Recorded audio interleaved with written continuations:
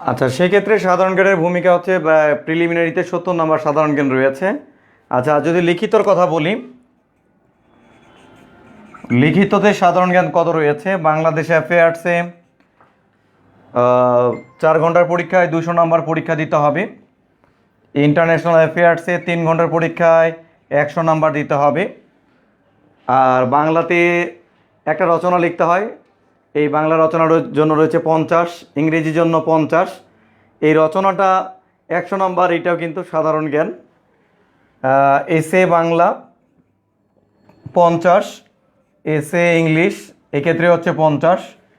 তো রিটেনে রয়েছে প্রায় 400 নম্বর সাধারণ জ্ঞান রয়েছে। আচ্ছা, আমরা যদি এখন ভাইবার কথা বলি,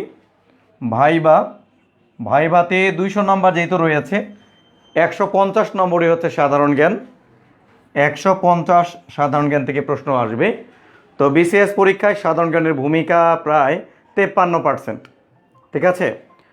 তো এই সাধারণ জ্ঞানে আপনি যে ভুলটা সবচেয়ে বেশি করে থাকেন, কি ভুল? তা আসলে আমাদের ম্যাথমেটিক্স এবং ইংরেজির সেরা প্রস্তুতি থাকার পরেও আমরা শেষ পর্যন্ত সাধারণ জ্ঞানের কারণেই ব্যর্থ হয়ে থাকি। কারণ সাধারণ জ্ঞান আমরা প্রথম থেকে পড়ি না, প্লাস সাধারণ জ্ঞান বলতে আমরা বিভিন্ন রকমের কয়েকটা গাইড বই পড়েই সাধারণ জ্ঞান এই অধ্যায়টা পার করতে চাই, এটা একটা বিষয়। আর সাধারণ জ্ঞান সিলেবাস ভিত্তিক না পড়া, টপিক ধরে ধরে না পড়া, আর সাধারণ জ্ঞানের জন্য আমরা বিক্ষিপ্তভাবে পড়াশোনা করি, একাধিক বইপত্র পড়ি। সাধারণ জ্ঞানের জন্য একটি ভালো মানের বই পড়লেই আপনার সাধারণ জ্ঞানের প্রস্তুতি ভালো করা সম্ভব। আপনার প্রিপারেশন যদি এখন 0 লেভেলেরও থাকে, ইনশাল্লাহ এই 3 মাসের মধ্যে যে ক্লাসগুলো আপনাদের হবে, এর মাধ্যমে যদি আপনি নিয়মিত অনুশীলন করেন, তারপরেও আপনি সাধারণ জ্ঞানে প্রায় 95% আপনি উত্তর কমন পড়বে আপনাদের। তো যাই হোক, আর কথা না বাড়িয়ে আমরা সাধারণ জ্ঞানের প্রথমে সাধারণ জ্ঞানে বাংলাদেশ বিষয়াবলী নিয়ে কথা বলবো। বাংলাদেশ বিষয়াবলী, বাংলাদেশ বিষয়াবলী, বাংলাদেশ বিষয়াবলী 30 নম্বর রয়েছে প্রিলিমিনারিতে। এই 30 নম্বরের জন্য 9টা অধ্যায় দেয়া আছে। ঠিক আছে? কি পড়তে হবে, কি বাদ দিয়ে পড়তে হবে, এটাই আমরা ইনশাল্লাহ আপনাদের এই ম্যাডি সিক্রেট গ্রুপের মাধ্যমে জানিয়ে দিব। অল্প সময়ে সাধারণ জ্ঞান কিভাবে পড়বেন। আচ্ছা, একটু টেকনিক আপনাদেরকে বলছি, সেটি হলো, প্রথমে সাধারণ জ্ঞান ভালো করার জন্য বিগত বিসিএস এর প্রশ্নগুলো দেখবেন। বিগত বিসিএস এর প্রশ্নগুলো দেখলে কি পড়তে হবে, কি বাদ দিয়ে পড়তে হবে, চমৎকার একটা ধারণা তৈরি হয়ে যাবে আপনার। এই ক্ষেত্রে আপনি প্রথমে 35 থেকে 44 বিসিএস এর প্রশ্নগুলো দেখবেন একটা পর্যায়ে। আর আরেকটি হচ্ছে 10ম বিসিএস থেকে 34 বিসিএস এর প্রশ্নগুলো একবার দেখবেন। প্রথমে 10ম বিসিএস থেকে 34, এই সময় কোনো সিলেবাস ছিল না, নন সিলেবাস ছিল। এই সময় কোনো সিলেবাস ছিল না, এই সিলেবাসের বাইরে কী ধরনের প্রশ্ন আসতো এই ব্যাপারে একটু দেখবেন। আর এটা হচ্ছে সিলেবাস ভিত্তিক, এই 35 বিসিএস এর প্রশ্নগুলো, এই প্রশ্নগুলো। আচ্ছা, এই প্রশ্নগুলো আপনি কি করবেন? এই প্রশ্নগুলো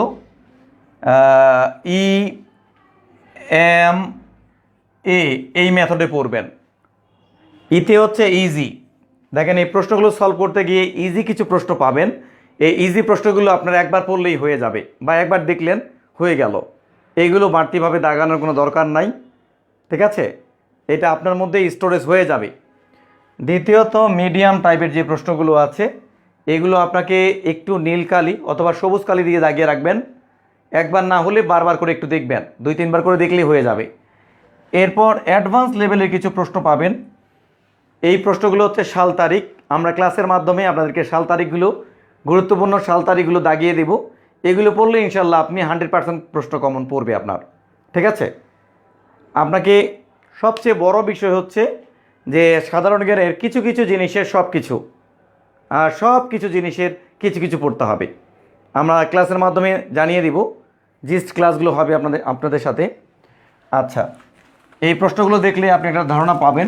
আমাদের বাংলাদেশ বিষয়াবলীর জন্য 9টা অধ্যায় আছে। এক নাম্বার অধ্যায়ের নাম হচ্ছে বাংলাদেশের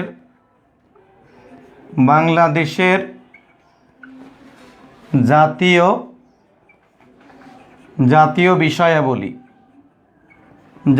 বিষয়াবলী। আচ্ছা, এখান থেকে একটু প্রশ্ন বেশি আসে। এখানে নম্বর রয়েছে 6, এটার জন্য রয়েছে 6 নাম্বার। বাংলাদেশের জাতীয় বিষয়াবলী 5টা টপিক পড়লেই 6 নাম্বার কভার করবে আপনার। প্রাচীন যুগ, মধ্যযুগ, আধুনিক যুগ এবং ভাষা আন্দোলন, এই 6 নাম্বার এখান থেকে চলে আসে। কি কি প্রশ্নগুলো আসে আমরা আজকের সাজেশন ভিত্তিক আপনাদের একটা ক্লাস দেব। আর ক্লাসটি সর্বোচ্চ বেনিফিট পাওয়ার জন্য আপনারা প্রথম থেকে শেষ পর্যন্ত ক্লাসটি দেখবেন। আচ্ছা, এরপর 2 নাম্বার দেয়া আছে বাংলাদেশের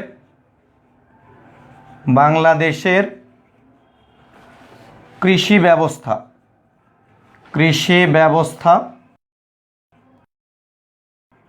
আছে 3 নাম্বার, বাংলাদেশের কৃষি ব্যবস্থা থেকে উন্নত জাতের যে ফসলগুলো আছে এই ফসলগুলোর নাম, কৃষি সুমারি, তারপর হচ্ছে কৃষি দিবস, কৃষি পুরস্কার এবং বিভিন্ন কৃষি পণ্য এবং কৃষি বিষয়ক সংস্থাগুলো থেকে প্রশ্ন আসে। এখান থেকে বলা যায় আর কি কী প্রশ্নগুলো আসে, একদম সিলমারা প্রশ্নগুলো, কোনো চিন্তার কারণ নাই। আচ্ছা, এরপর দেখবেন 3 নাম্বার দেয়া আছে বাংলাদেশের জনসংখ্যা।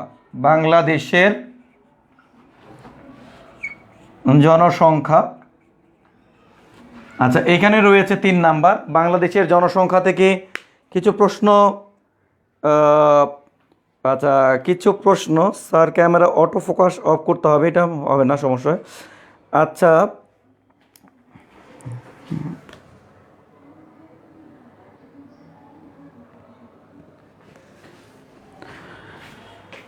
আমরা এখন দেখব যে বাংলাদেশের জনসংখ্যা, এখানেও 3 নাম্বার প্রশ্ন থাকবে।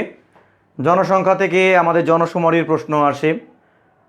তারপর জনসংখ্যা বিষয়ক যে একটা প্রতিষ্ঠান আছে নিপোর্ট, এই থেকে প্রশ্ন আসতে পারে। আদমশুমারির কথা তো বললাম। আর আমাদের জনসংখ্যা দিবস নিয়ে প্রশ্ন আসবে। আর এখানে জনসংখ্যা বিষয়ে কিছু অর্থনৈতিক সমীক্ষা আছে, এই বিষয় থেকে প্রশ্ন থাকে। ঠিক আছে। আর এখানে এক্সট্রাভাবে পড়তে হবে উপজাতি, কয়েকটা উপজাতি পড়বেন এবং তাদের ধর্ম, তাদের উৎসব, তাদের প্রতিষ্ঠান নিয়ে পড়লে এখান থেকে প্রশ্ন কমন থাকবে। আচ্ছা, এরপরে আমরা দেখি 4 নাম্বার কি দেয়া আছে। 4 নাম্বার দেয়া আছে বাংলাদেশের অর্থনীতি। এখানে দেয়া আছে 3 নাম্বার। বাংলাদেশের অর্থনীতি থেকে বাজেটটা পড়তে হবে। বাজেট বলতে একদম সংসদে যেভাবে বাজেট দিয়েছে অর্থমন্ত্রী, সেই বাজেট না, বাজেটের মূল বিষয়গুলো আমরা ক্লাসের মাধ্যমে আপনাদেরকে রেডি করে দেব।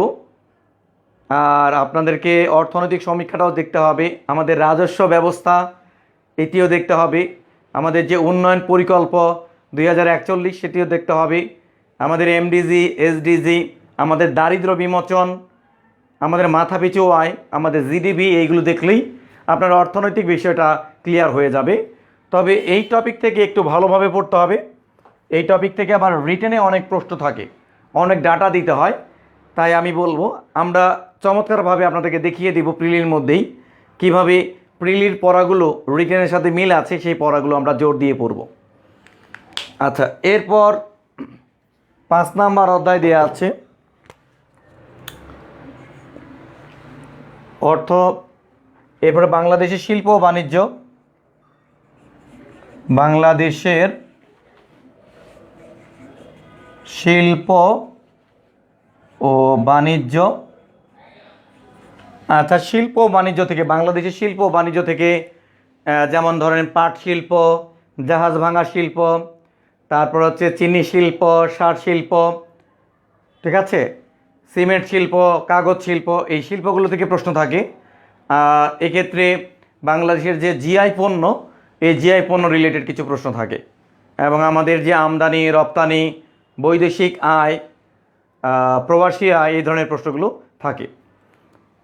আচ্ছা, এরপর আমাদের রয়েছে 6 নাম্বার অধ্যায় রয়েছে বাংলাদেশের সংবিধান।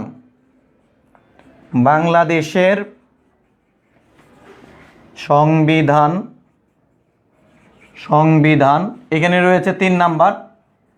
তো সংবিধান কথাটা শোনার পরে কিন্তু আপনাদের একদম হৃদয়টা কেঁপে উঠলো, একদম কাবার কোনো দরকার নাই।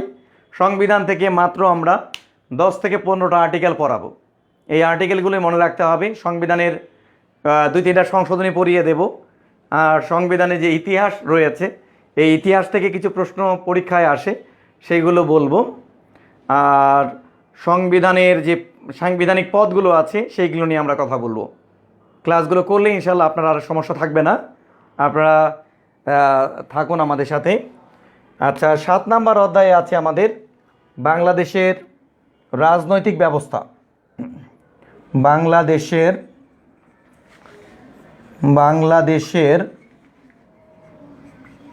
রাজনৈতিক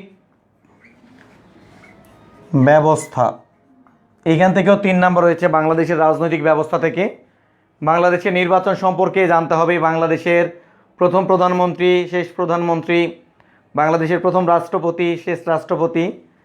তারপরে আমাদের এই অধ্যায়ের জন্য চাপ সৃষ্টিকারী সুশীল সমাজ, এই বিষয়গুলো জানতে হবে। আচ্ছা, এখানে রয়েছে 3 নাম্বার। এরপরে আমাদের 8 নাম্বার অধ্যায়ের নাম হচ্ছে বাংলাদেশের সরকার ব্যবস্থা। বাংলাদেশের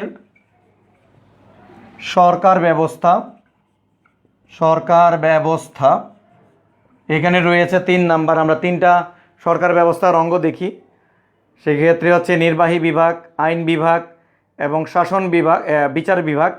এই বিভাগগুলো থেকে প্রশ্ন আসে, আমরা আপনাদেরকে চমৎকারভাবে দেখিয়ে দেব। আচ্ছা, এরপর আমাদের 9 নাম্বার রয়েছে বাংলাদেশের জাতীয় অর্জন। এখানে রয়েছে 3 নাম্বার।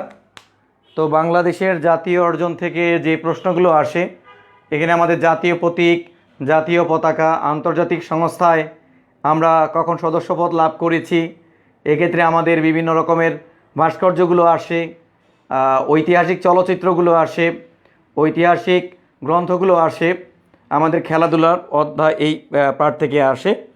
ইনশাল্লাহ এর মাধ্যমেই কিন্তু আমরা বিষয়গুলো আমরা ক্লিয়ার করে ফেলবো। যাই হোক, ইতিমধ্যে আমাদের সাথে অনেক বন্ধুরা আছেন, যারা আছেন সবাইকে স্বাগত জানাচ্ছি আজকের ক্লাসে। আজকে আমরা মূলত, যেহেতু আমরা এই প্রোগ্রামটা আমাদের একদম ক্রাশ প্রোগ্রাম, তো তাই আমরা অত বিস্তারিত আলোচনা করব না। যে আপনি অল্প পড়ে আপনার সাধারণ জ্ঞানটা আমরা ক্লাস রেখেছি 15টা ক্লাস রেখেছি। এই 15টা ক্লাস করে আপনি কিভাবে 50 নাম্বার এর প্রস্তুতি নেবেন সেই বিষয়ে আমরা কথা বলবো। আমি তো আপনাদেরকে আগেই বললাম যে আপনার প্রিপারেশনটা যদি এখনও 0 হয়, এই ক্লাস ভিত্তিক পড়াগুলো স্টাডি করবেন আর অধ্যায় ভিত্তিক প্রশ্নগুলো সমাধান করবেন দেখে দেখে, ইনশাল্লাহ তাতেই আপনার হবে। ঠিক আছে? যেহেতু ডাক্তারদের বড় একটা নিয়োগ হয়েছে, এই বিসিএসে প্রায় 540-এর মতো মেবি আপনার ডাক্তার নিয়োগ হবে। এইটা জেনারেল বিসিএস, তারপর আমার কাছে মনে হচ্ছে যেন একটা ডাক্তারদের স্পেশাল বিসিএস মনে হচ্ছে। তাই আপনারা একদম কাঁচামারি লেগে পড়ুন। ঠিক আছে? আর একদম যার ফিনিশিংটা ভালো হয় সে কিন্তু সফল হয়ে যান, এই বিষয়টা কিন্তু মাথা রাখবেন। অনেকে হয়তো প্রথম থেকে শুরু করেছেন, হ্যাঁ, আপনারা এটা নিয়ে আমার ঘাবড়াবেন না। যার ফিনিশিংটা, একটা কথা আছে না, জো জিতেগা ওহি সিকান্দার, জিততে পারলেই হলো। আপনি প্রথমেই ভালো খেললেন কিন্তু শেষ পর্যন্ত বড় একটা স্কোর করেও আপনি জিততে পারলেন না, সেটা বড় কথা না। আপনি শেষ পর্যায়ে এসে প্রস্তুতি নিয়ে আপনি জিতে গিয়েছেন, এটা একটা বড় বিষয়। যাই হোক, আমরা আজকে বাংলাদেশের জাতীয় অর্জন, এখান থেকে 2টা ক্লাস দেব আপনাদেরকে। বাংলাদেশের জাতীয় বিষয়াবলী,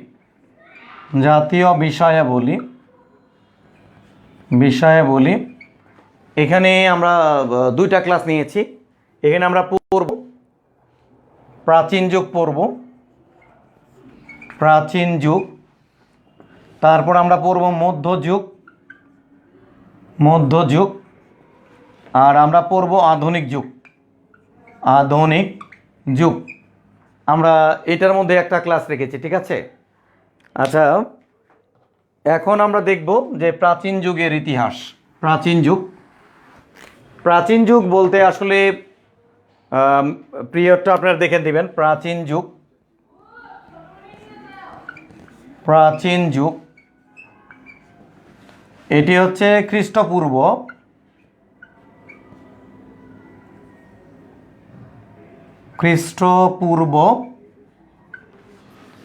326 থেকে 1204 খ্রিস্টাব্দ পর্যন্ত।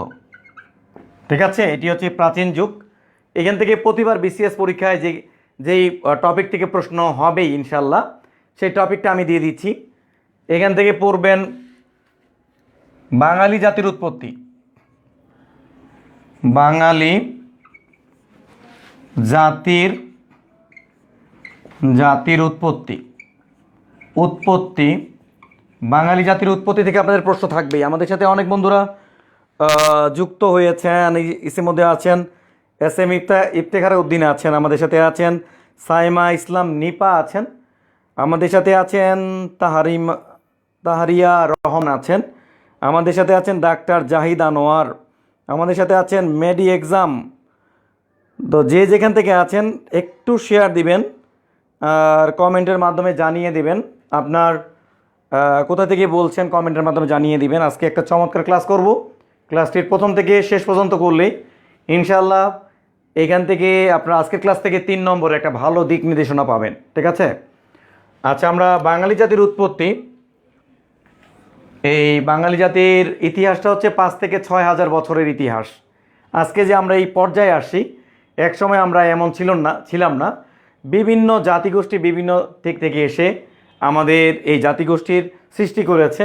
আজকে আমরা সংকর জাতি হয়েছি।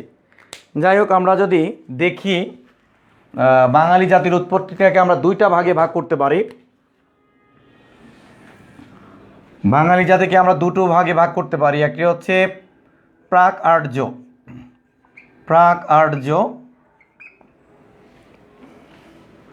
বা অনার্য। প্রাক আর্য মানে হচ্ছে আর্যদের আসার আগে যে একটা জাতিগোষ্ঠী ছিল, তারা হচ্ছে প্রাক আর্য। আর আরেকটি হচ্ছে আর্য নরগোষ্ঠী। আমরা প্রাক আর্যকে 4টা ভাগে বিভক্ত করতে পারি। একটি হচ্ছে নেগ্রিটো, আরেকটি হচ্ছে অস্ট্রিক, আরেকটি হচ্ছে দ্রাবিড়, আরেকটি নাম হচ্ছে মঙ্গোলীয় বা মঙ্গোলীয়। ঠিক আছে, আর এই আর্যরা কিন্তু এসেছিল খ্রিস্টপূর্ব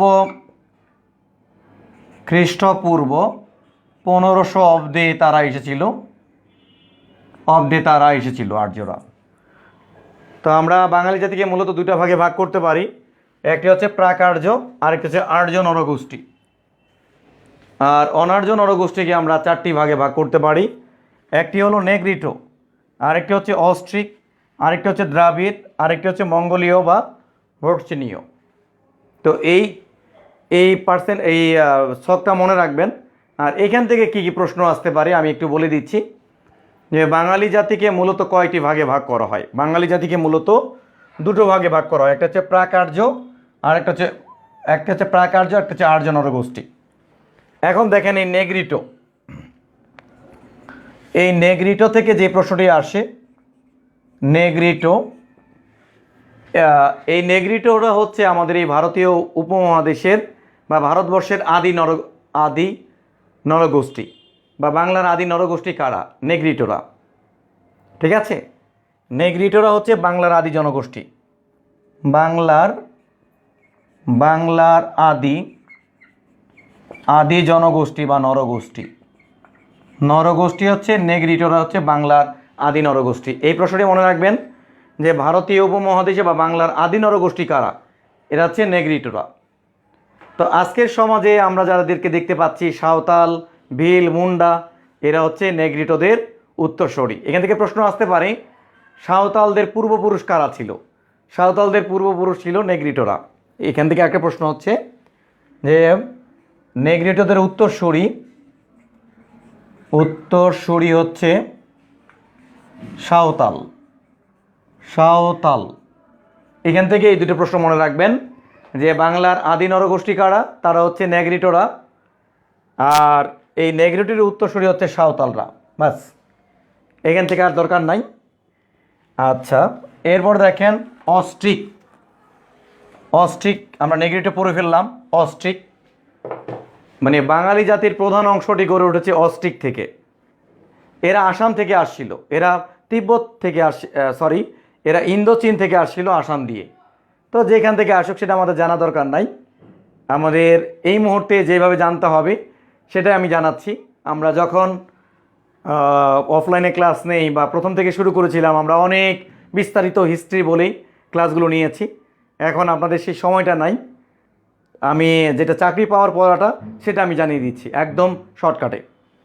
আচ্ছা, এই ক্ষেত্রে হচ্ছে অস্ট্রিক, এটা হচ্ছে বাঙালি জাতির প্রধান অংশটি গড়ে উঠেছে অস্ট্রিক থেকে। বাঙালি জাতির প্রধান অংশটি গড়ে উঠেছে অস্ট্রিক থেকে। আচ্ছা, অস্ট্রিকদেরকে কি বলা হয় নৃতত্ত্বের ভাষায়? অস্ট্রোলয়েড। অস্ট্রিকদেরকে নৃতত্ত্বের ভাষায় বলা হয় অস্ট্রোলয়েড। অস্ট্রোলয়েড বলা হয়, অস্ট্রোলয়েড বলা হয়। আর এই অস্ট্রিক জাতির আরেকটি নাম আছে, সেটা হচ্ছে নিষাদ। নিষাদ জাতি। তো এখান থেকে শুধু মনে রাখবেন যে বাঙালি জাতির প্রধান অংশটি গড়ে উঠেছে কোন জাতি থেকে? অস্ট্রিক থেকে। বা প্রাচীন বাংলায় আমাদের যে ভাষাভাষী ছিল সেটি হচ্ছে অস্ট্রিক ভাষা ছিল। আর অস্ট্রিকদেরকে অস্ট্রোলয়েড নৃতত্ত্বের ভাষায়, আরেকটি হচ্ছে অস্ট্রিকদের অন্য নাম ছিল নিষাদ জাতি। বাস, এখান থেকে আর পড়ব না। এরপর আমাদের দ্রাবিড়। এই দ্রাবিড়রা মূলত ভূমধ্যসাগরীয় অঞ্চল থেকে পাকিস্তানের খাইবার গিরিপথ দিয়ে, আফগানের খাইবার গিরিপথ দিয়ে আমাদের এই দেশে প্রবেশ করেছিল। এই দ্রাবিড়রা ভারতীয় উপমহাদেশে তারা সিন্ধু সভ্যতার জনক, এটি মনে রাখবেন। ভারতের সভ্যতার তারা হচ্ছে সিন্ধু সভ্যতার জনক। সিন্ধু সভ্যতার জনক এটি। আর এখানে একটা কনফিউশন প্রশ্ন হয় যে দক্ষিণ ভারতের আদিবাসীকে কি বলা হয়? দক্ষিণ ভারতের আদিবাসীকে বলা হয় দ্রাবিড়। কনফিউশন প্রশ্নটা হয় এরকম যে দক্ষিণ ভারতের আদিবাসীকে কি বলা হয়? দ্রাবিড় বলা হয় নাকি টোডা বলা হয়? তো দক্ষিণ ভারতের আদিবাসীদেরকে বলা হয় দ্রাবিড়। আদিবাসী মানে আগে থেকে আছে, তারা হচ্ছে দ্রাবিড়। আর দক্ষিণ ভারতের একটি পাহাড়ের ক্ষুদ্র একটি উপজাতির নাম হচ্ছে টোডা। যেভাবে প্রশ্ন আসবে সেইভাবে উত্তর করবেন। আচ্ছা, এরপর আমরা এদিকে দেখব মঙ্গোলীয়। এই মঙ্গোলীয়রা আমাদের এই দেশে এসেছিল তিব্বত থেকে। তো আজকের সমাজে আমরা দেখতে পাচ্ছি যে চাকমা, গারো, মারমা যে উপজাতিরা আছে, এই উপজাতিরা হচ্ছে মঙ্গোলীয়দের উত্তরসূরি। এখান থেকে প্রশ্ন আসতে পারে যে উপজাতিদের উত্তরসূরি কারা? আমাদের উপজাতিদের পূর্বসূরি কারা? তারা হচ্ছে মঙ্গোলীয়। ব্যাস, মঙ্গোলীয়দেরকে বলা হয় ভোটচিনীয়। ভোটচিনীয় বলা হয়।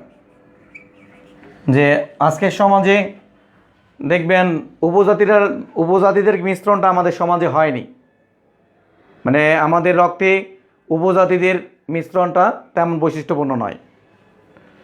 আচ্ছা, আর্য। এই আর্যরা আসছিল ইরানের ইউরাল পর্বতের পাদদেশ থেকে। ইরানের ইউরাল পর্বতের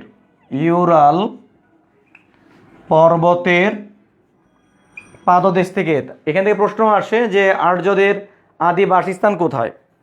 আর্যদের আদি বাসস্থান হলো ইরানের ইউরাল পর্বতের পাদদেশে। এখানে একটা প্রশ্ন আসতে পারে, বা আর্যরা কি করেছে? ভারতে হিন্দু সভ্যতা এটি কি করেছে? তৈরি করেছে বা প্রণয়ন করেছে আর্যরা। আর একটি প্রশ্ন আসতে পারে যে আর্যদের ধর্মগ্রন্থের নাম কি?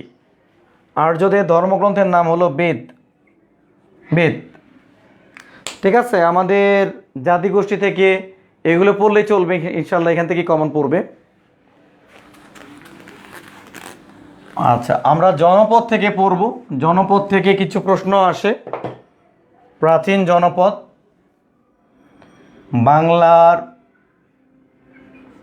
বাংলার প্রাচীন জনপদ। প্রাচীন জনপদ, প্রাচীন জনপদ। জনপদ মানে হচ্ছে লোকালয়। ঋগ্বেদের ঐতিরেক অরণ্য নামক গ্রন্থে এই অবিভক্ত বাংলায় 16টি জনপদের কথা পাওয়া গিয়েছিল। তো এই 16টির মধ্যে আমরা 16টি পড়ব না, যেখান থেকে প্রশ্নগুলো হয় সেগুলোই আমরা দেখব।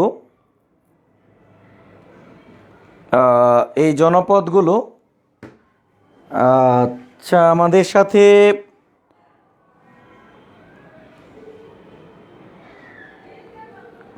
আচ্ছা, সাইমা ইসলাম নিপা বলেছেন মঙ্গোলীয়দের কি কি বলা হয়? মঙ্গোলীয়দেরকে বলা হয় ভোট চিনীয়। ভোট চিনীয়।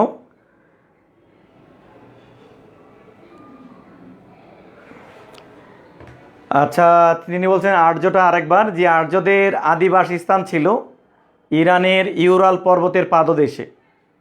এই আর্যরা কি করেছিল? ভারতে হিন্দু সভ্যতা করেছিল। আর আর্যদের আদি ধর্মগ্রন্থের নাম হচ্ছে বেদ, এটি প্রশ্ন হয়। ঠিক আছে, ধন্যবাদ।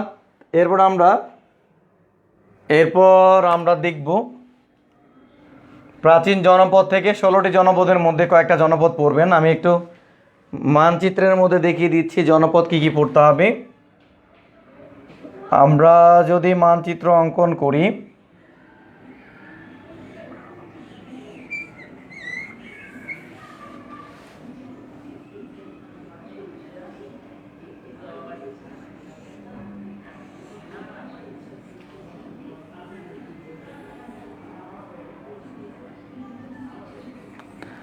আচ্ছা, এরকম আমাদের বাংলাদেশ, আমরা কয়েকটা জনপদ পড়ব। জনপদ থেকে কি কি পড়তে হয় আমি একটু ক্লিয়ার করি আপনাদেরকে। জনপদ থেকে যে বিষয়গুলো পড়তে হবে, জনপদের অবস্থানটা থাকতে হবে, জনপদের বৈশিষ্ট্য যদি থাকে বৈশিষ্ট্য পড়তে হবে। তো আমরা এখান থেকে আমরা পড়ব আমরা পড়ব পুন্ড্র। পুন্ড্র এই জনপদটি পড়ব। এই পুন্ড্র উত্তরবঙ্গের একটি জনপদ, এখানে আছে পুন্ড্র। এই জনপদটার নাম হচ্ছে পুন্ড্র। বর্তমান বগুড়া, রংপুর, দিনাজপুর, এটি হচ্ছে পুন্ড্রের অবস্থান। পুন্ড্র হচ্ছে বগুড়া,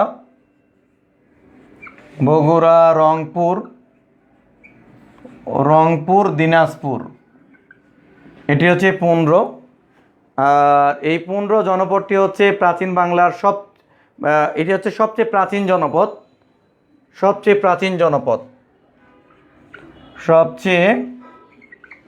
প্রাচীন জনপদ পড়বেন। প্রাচীন জনপদ। আচ্ছা, এই পুন্ড্র জনপদের রাজধানীটা পড়বেন। রাজধানীর নাম হচ্ছে পুন্ড্রনগর। পুন্ড্রনগর বা পুন্ড্রবর্ধন। পুন্ড্রনগর বা পুন্ড্রবর্ধন, এটির রাজধানীর নাম হচ্ছে পুন্ড্রনগর বা পুন্ড্রবর্ধন।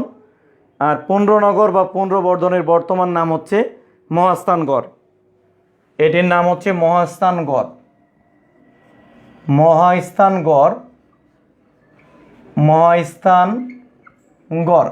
ঠিক আছে। তো এখান থেকে এটুকুই পড়বেন যে আমাদের পুন্ড্র, এটি হচ্ছে সবচেয়ে প্রাচীন জনপদ। আর এর অবস্থান হচ্ছে বগুড়া, রংপুর, দিনাজপুর।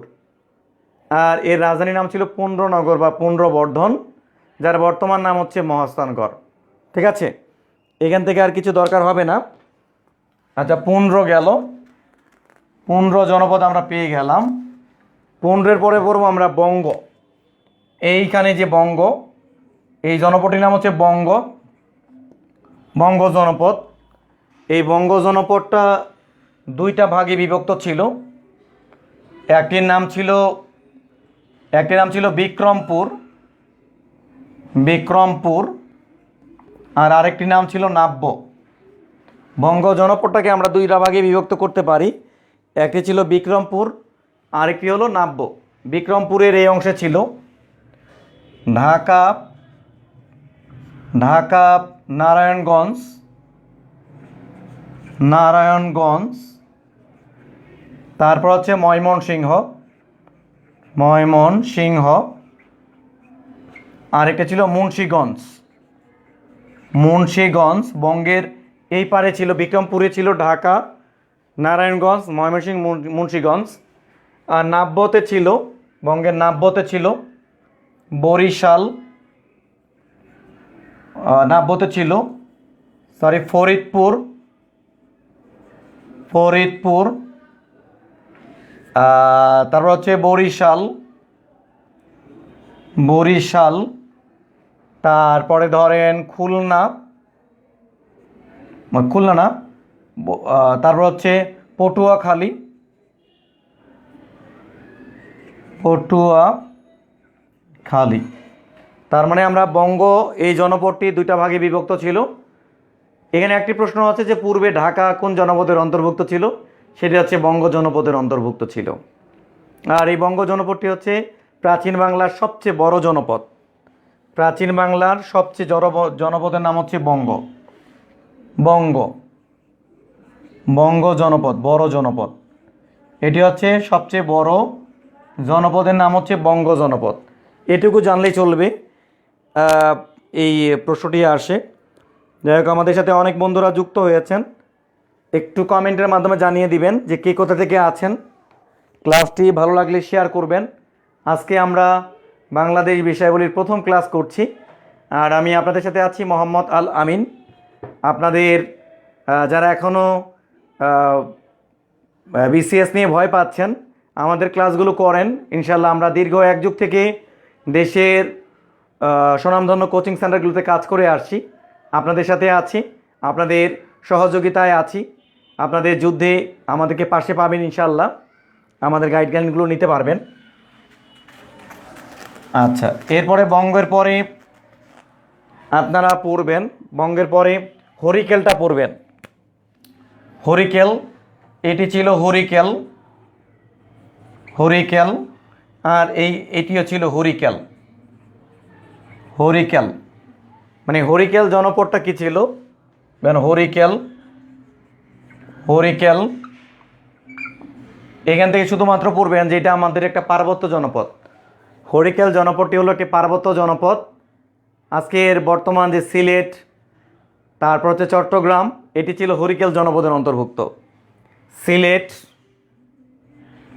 সিলেট, তারপর হচ্ছে চট্টগ্রাম, চট্টগ্রাম, এই পার্বত্য চট্টগ্রাম,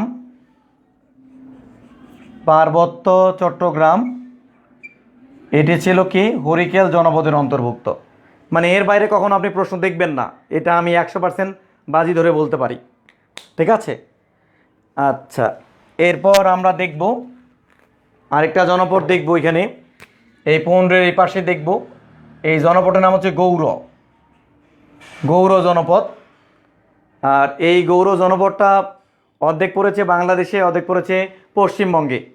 বাংলাদেশের অংশ হচ্ছে চাঁপাইনবাবগঞ্জ, আর পশ্চিমবঙ্গের অংশ হচ্ছে মুর্শিদাবাদ, মালদহ, এখানে হচ্ছে গৌর।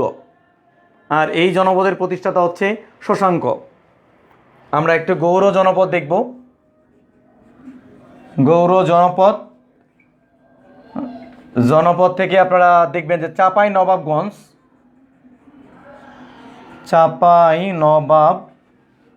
চাঁপাইনবাবগঞ্জ, আর পশ্চিমবঙ্গের মুর্শিদাবাদ। প্রশ্নটি এইভাবে আসবে যে বাংলাদেশের গৌর জনপদের বাংলাদেশের কোন অংশে অবস্থিত, সেটি হচ্ছে চাঁপাইনবাবগঞ্জ। আর এই জনপদের প্রতিষ্ঠাতা হচ্ছে রাজা শশাঙ্ক, রাজা শশাঙ্ক, শশাঙ্ক, শশাঙ্ক, রাজা শশাঙ্ক এই জনপদ করে এর নাম দিয়েছিলেন গৌর। আর রাজধানীর নাম হচ্ছে কর্ণ সুবর্ণ। এর রাজধানীর নাম হলো কর্ণ সুবর্ণ, কর্ণ সুবর্ণ, কর্ণ সুবর্ণ। বাস, এখান থেকে আপনাদের আর দরকার হবে না ইনশাল্লাহ। এরপর আমরা আরেকটা জনপদ পড়ব। এই জনপদের নাম হচ্ছে এই বঙ্গ জনপদের পাশেই আছে এই জনপদ, এটির নাম হচ্ছে সমতট। সমতট, এখান থেকে আমরা পড়ব সমতট জনপদ। সমতট আমাদের অবস্থান কি? নোয়াখালী এবং কুমিল্লা। নোয়াখালী, নোয়াখালী এবং কুমিল্লা। কুমিল্লা, নোয়াখালী এবং কুমিল্লা, এই দুটো হচ্ছে নোয়াখালী এবং কুমিল্লা, এই দুটি হচ্ছে সমতট জনপদ। ঠিক আছে, এখান থেকে আর দরকার হবে না আপনাদের। আচ্ছা, আমাদের সাথে অনেক বন্ধুরা আছেন। আমাদের সাথে আছেন ডক্টর রাজু আহমেদ মানিক, তিনি আছেন নাটোর থেকে আছেন। আমাদের আসমাউল শিলা আছেন জামালপুর থেকে আছেন। আমাদের তাহরিমা রহমান আছেন ঢাকা থেকে আছেন। মারিয়া আক্তার আছেন ঢাকা থেকে আছেন। আফসানা বাশার আছেন ঢাকা থেকে আছেন। তো বন্ধুদেরকে একটাই কথা বলবো, যেহেতু আপনারা মেডিকেল সায়েন্সে আছেন, তো আপনাদের ইংরেজি এবং ম্যাথ বিজ্ঞানের ভালো একটা প্রিপারেশন আছে। তাই আমি বলবো আপনারা সাধারণ জ্ঞানটা এই সময়ের মধ্যে খুব ভালোভাবে শিখে রাখতে পারেন, হ্যাঁ, আমার ক্লাসগুলোর মাধ্যমে। কারণ সাধারণ জ্ঞান মানে ম্যাক্সিমাম যারা আপনারা ডাক্তার আছেন তারা কিন্তু সব দিক দিয়ে এক্সপার্ট, বাট সাধারণ জ্ঞানে কিন্তু ভুল অনেক বেশি হয়। সাধারণ জ্ঞানের নেগেটিভ মার্কিং সবচেয়ে বেশি হয়। আর সাধারণ জ্ঞান এটা একদম অ্যাকুরেট দাগাইতে হয়। ঠিক আছে, এটা তো কোনো ইংরেজির রুলস বলেন আবার ম্যাথের সূত্র বলেন, এটা করে তো সাধারণ জ্ঞানে অ্যান্সার করা যায় না। তাই আমি বলবো এই মুহূর্তে যারা আপনারা সাধারণ জ্ঞানে এখনও দুর্বল ভাবছেন, ইনশাল্লাহ ক্লাসগুলো করুন। আচ্ছা, এইটা আমরা জানলাম। আমাদের এদিকে আর লাগবে না জনপদ। জনপদ থেকে আমাদের হয়ে গেল আমাদের প্রাচীনকালের কয়েকটা সাম্রাজ্য সম্পর্কে আমরা জানব। প্রাচীনকালের কয়েকটি সাম্রাজ্য আমরা প্রাচীন সাম্রাজ্য থেকে জানব। একটা সূত্র মনে রাখবেন, সূত্রটি হলো মৌর্যগুপ্ত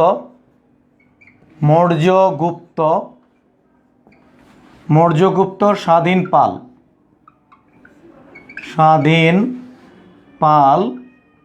মৌর্যগুপ্ত স্বাধীন পাল, সেন নিয়েই প্রাচীনকাল। সেন নিয়েই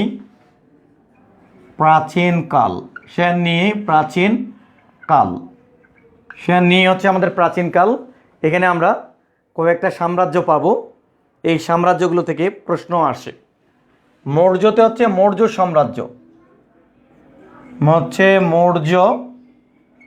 সাম্রাজ্য, এখান থেকে পড়বেন, এখান থেকে যে তথ্যটা পড়বেন মৌর্য সাম্রাজ্য থেকে যেটা পড়বেন,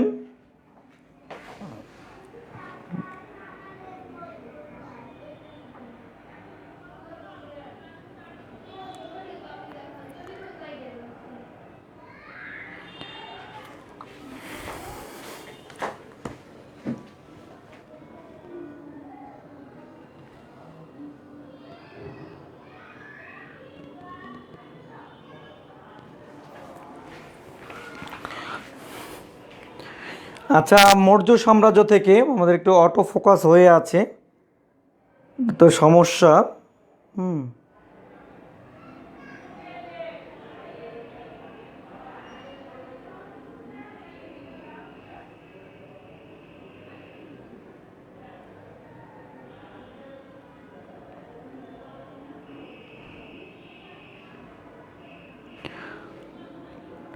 আচ্ছা, আমাদের সাথে আছেন ডক্টর নওশিন রুমকি আছেন লালমনিরহাট থেকে আমাদেরকে দেখছেন। আমাদের সাথে আছেন ডক্টর কানিস ফাতেমা চাঁদনি আছেন আমাদের সাথে খাগড়াছড়ি থেকে দেখছেন। আমাদের মরিয়াম রাকিব আছেন বিবাড়িয়া থেকে দেখছেন। সবাইকে স্বাগত জানাচ্ছি। আচ্ছা, মৌর্য সাম্রাজ্য এটি হলো প্রাচীন ভারতের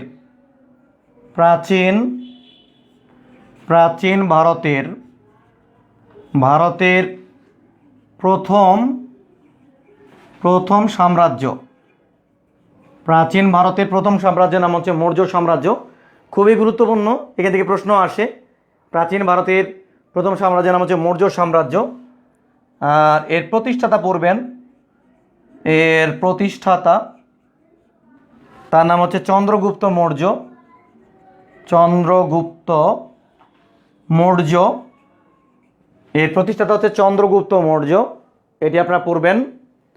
আচ্ছা, এই মৌর্য সাম্রাজ্যের আরেকজন সম্রাট ছিলেন, তার নাম হচ্ছে অশোক। ঠিক আছে, এই চন্দ্রগুপ্ত মৌর্যের নাতি ছিল সম্রাট অশোক, এটি পড়বেন। সম্রাট অশোক, সম্রাট অশোককে কি বলা হয়? বৌদ্ধ ধর্মের কনস্টান্টাইন বলা হয়। কনস্টান্টাইন বলা হয়। যেমন খ্রিস্ট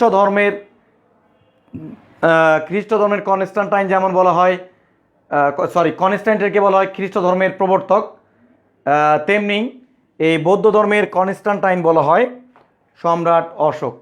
খ্রিস্ট ধর্মের যে ইউরোপে খ্রিস্ট ধর্মটা যিনি পৃষ্ঠপোষকতা করেছেন, রাষ্ট্রীয় ধর্ম করেছেন কনস্টান্টাইন, তেমনি আমাদের এই ভারতবর্ষে এই বৌদ্ধ ধর্মটাকে রাষ্ট্রীয় ধর্ম করেছিলেন সম্রাট অশোক। আর এখান থেকে আরেকটি পড়বেন যে সম্রাট অশোকের আমলেই সম্রাট অশোকের আমলে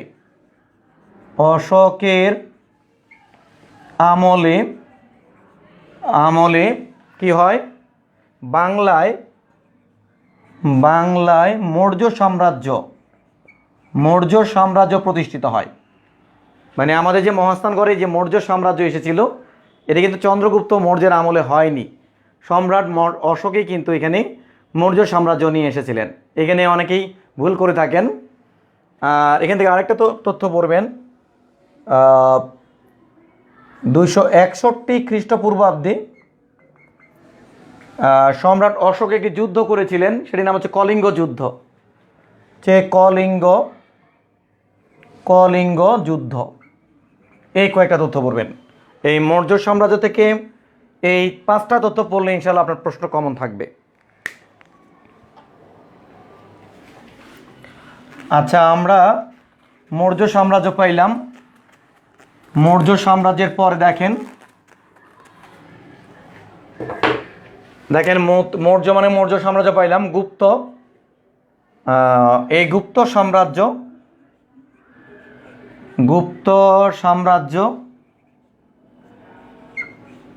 মৌর্য সাম্রাজ্যের পরে প্রাচীন বাংলায় যে সাম্রাজ্য ছিল সেটির নাম হচ্ছে গুপ্ত সাম্রাজ্য। এই গুপ্ত সাম্রাজ্যকে কি বলা হয়? প্রাচীন ভারতের স্বর্ণযুগ বলা হয়। এটাকে বলা হয় প্রাচীন ভারতের স্বর্ণযুগ। প্রাচীন ভারতের স্বর্ণযুগ বলা হয়। প্রাচীন ভারতের স্বর্ণযুগ বলা হয় কেন? কারণ এই সময় জ্ঞান, বিজ্ঞান, শিল্পকলা এই সময় বিকশিত হয়েছিল, এই জন্য এটাকে বলা হয় প্রাচীন ভারতের স্বর্ণযুগ বলা হয়। আচ্ছা, আমরা গুপ্ত সাম্রাজ্যের প্রতিষ্ঠাতা যদি আসে পরীক্ষায়, এই সাম্রাজ্যের প্রতিষ্ঠাতার নাম হচ্ছে শ্রীগুপ্ত।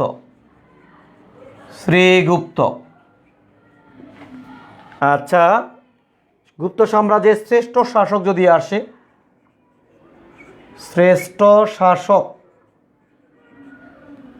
গুপ্ত সাম্রাজ্যের শ্রেষ্ঠ শাসক দেয়া আছে, তিনি হচ্ছেন সমুদ্রগুপ্ত,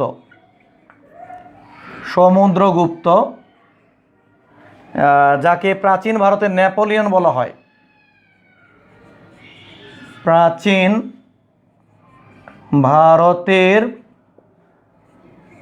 নেপোলিয়ন বলা হয়, তাকে প্রাচীন ভারতের নেপোলিয়ন বলা হয়। মানে তার সময় সবচেয়ে বেশি সাম্রাজ্য বিস্তার করেছিল, এই জন্য তাকে প্রাচীন ভারতের নেপোলিয়ন বলা হয়।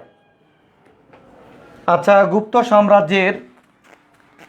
সাম্রাজ্যের আমলেই ভারতে একটা বিশ্ববিদ্যালয় প্রতিষ্ঠিত হয়, এটির নাম হচ্ছে নালন্দা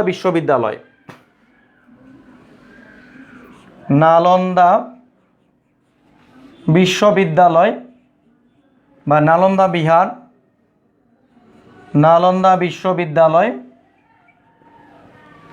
এটি গুপ্ত আমলে প্রতিষ্ঠিত হয়েছিল। এর প্রতিষ্ঠাতা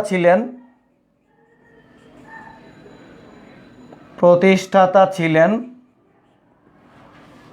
কুমারগুপ্ত, প্রতিষ্ঠাতা ছিলেন স্কন্দগুপ্ত।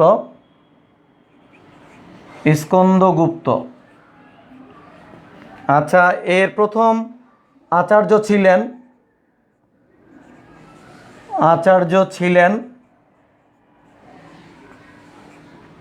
আচার্য নাম হচ্ছে শিলভদ্র।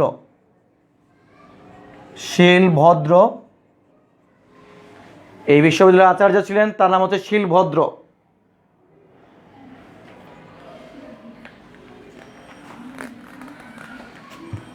আচ্ছা, তার ছাত্র ছিলেন কে? তার ছাত্র ছিলেন হিউয়েন সাং, চীনের হিউয়েন সাং, আর বাংলাদেশের অতীশ দীপঙ্কর।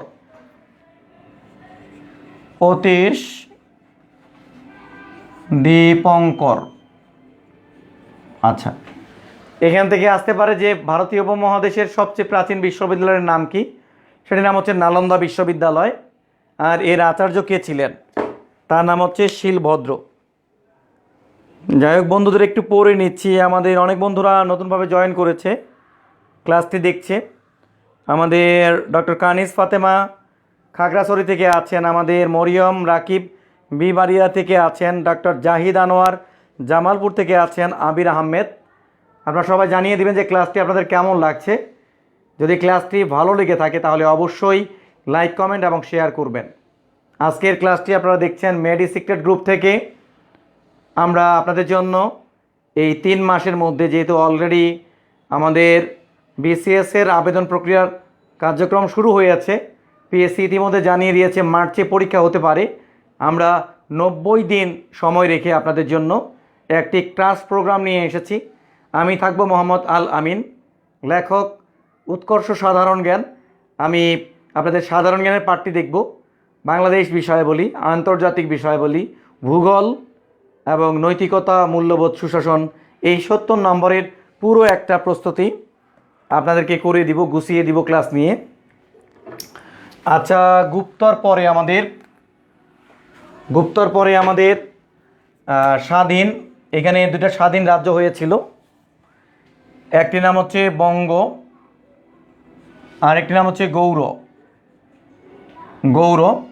আচ্ছা, বঙ্গ থেকে দরকার নাই, গৌড় থেকে আপনারা পড়বেন। রাজা শশাঙ্ককে পড়তে হবে, তার নাম হচ্ছে রাজা শশাঙ্ক।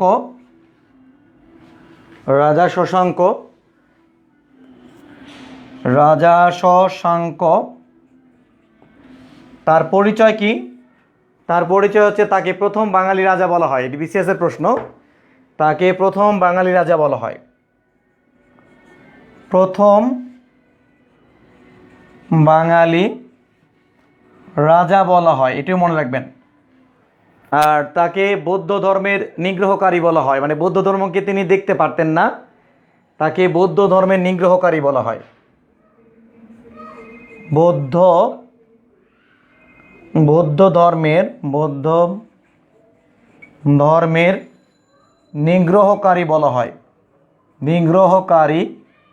বলা হয়।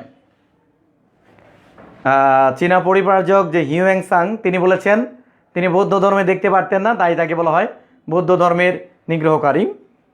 আচ্ছা, রাজা শশাঙ্কের মৃত্যুর পর 100 বছর একটা অন্ধকার যুগ ছিল। এখান থেকে প্রশ্ন হয়, রাজা শশাঙ্কের মৃত্যুর পর, সেটাকে বলা হয় মাচ্ছান্নায়।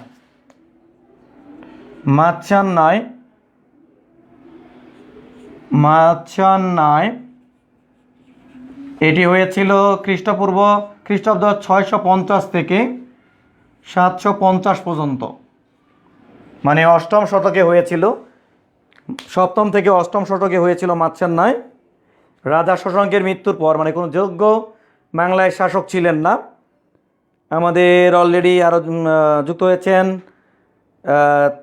তাহিরা রহমান, নাইমা ইসলামকে, কী করছেন, মেনশন করেছেন সাইমা ইসলাম নিপা। জি, ভালো হচ্ছে, আলহামদুলিল্লাহ।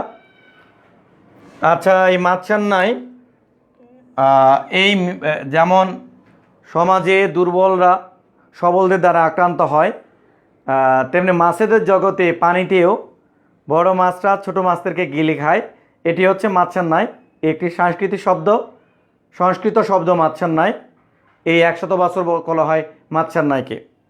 আচ্ছা, এখান থেকে আর দরকার হবে না। পাল আমল দেখবেন, এখান থেকে হচ্ছে পাল আমলটা দেখবেন। পাল আমল থেকে কয়েকটা প্রশ্ন মনে রাখবেন। পাল আমল,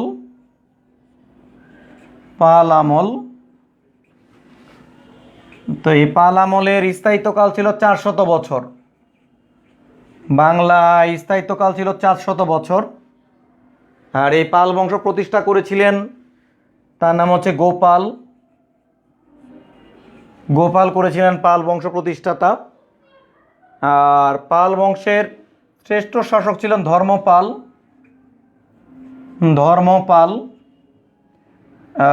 তিনি যেটা করেছিলেন, তিনি নওগাঁর পাহাড়পুরে সোমপুর বিহার নির্মাণ করেন। ধর্মপাল সোমপুর বিহার নির্মাণ করেন, ধর্মপাল। আচ্ছা, আরেকজন পাল বংশের রাজা ছিলেন, তার নাম হচ্ছে রামপাল। এটি পড়বেন। তিনি হচ্ছেন দিনাজপুরের রামসাগর দিঘি খনন করেছিলেন, রামপাল। আচ্ছা, আরেকজন ছিল দ্বিতীয়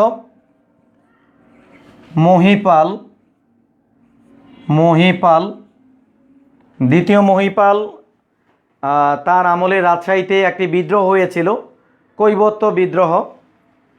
এটির নাম হচ্ছে কৈবর্ত বিদ্রোহ, এটি হয়েছিল। আচ্ছা, এরপরে আমরা সেন বংশ পড়ব। এদিকে হয়ে গেল পাল বংশ। আচ্ছা, এরপরে হচ্ছে আমরা সেন বংশ পড়ব। সেন বংশ, এটি হচ্ছে বাংলার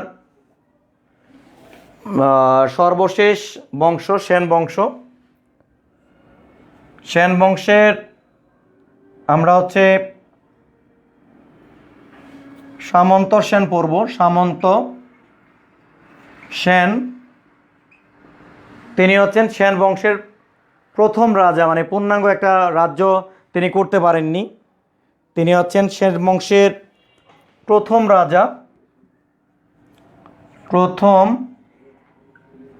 রাজা। আচ্ছা, এরপর দেখবেন বিজয় সেন,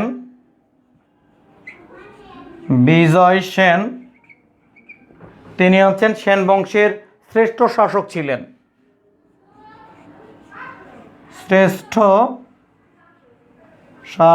ছিলেন। আচ্ছা, এখান থেকে আপনারা পড়বেন বল্লাল সেন। তিনি হিন্দু ধর্মের বর্ণপ্রথা, জাতি প্রথা তিনি প্রবর্তন করেন, যেটাকে বলা হয় কৌলিন্য প্রথা। তিনি প্রবর্তন করেন কৌলিন্য প্রথা, যে ব্রাহ্মণের সাথে ক্ষত্রিয়দের বিয়ে দেওয়া যাবে না, এইরকম বাধা নিষেধের করেন তিনি। আরেকটা হচ্ছে লক্ষণ সেন। তো প্রচলিত অর্থে তিনি হচ্ছেন সেন বংশের শেষ শাসক ছিলেন।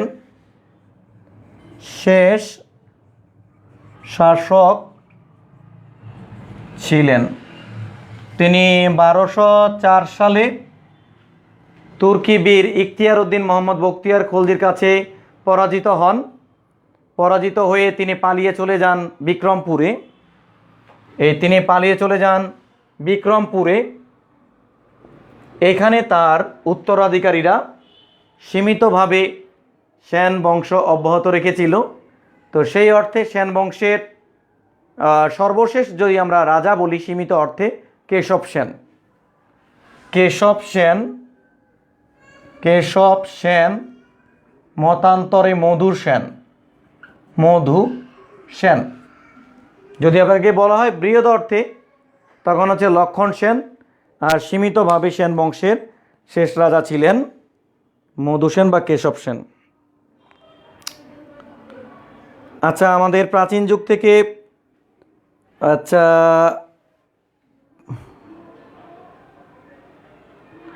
আচ্ছা সাইমা ইসলাম বলছেন রামপাল আর মহিপাল, তিনি আবার জানতে চেয়েছেন।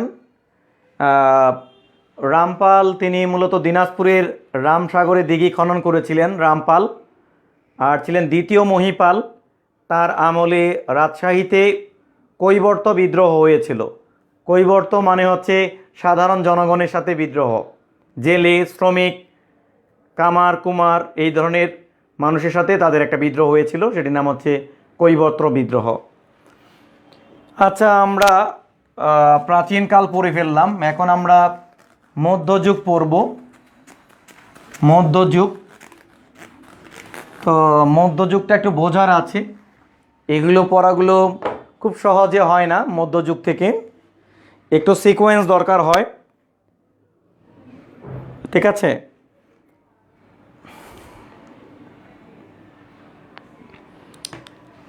আচ্ছা, আমরা মধ্যযুগ দেখব।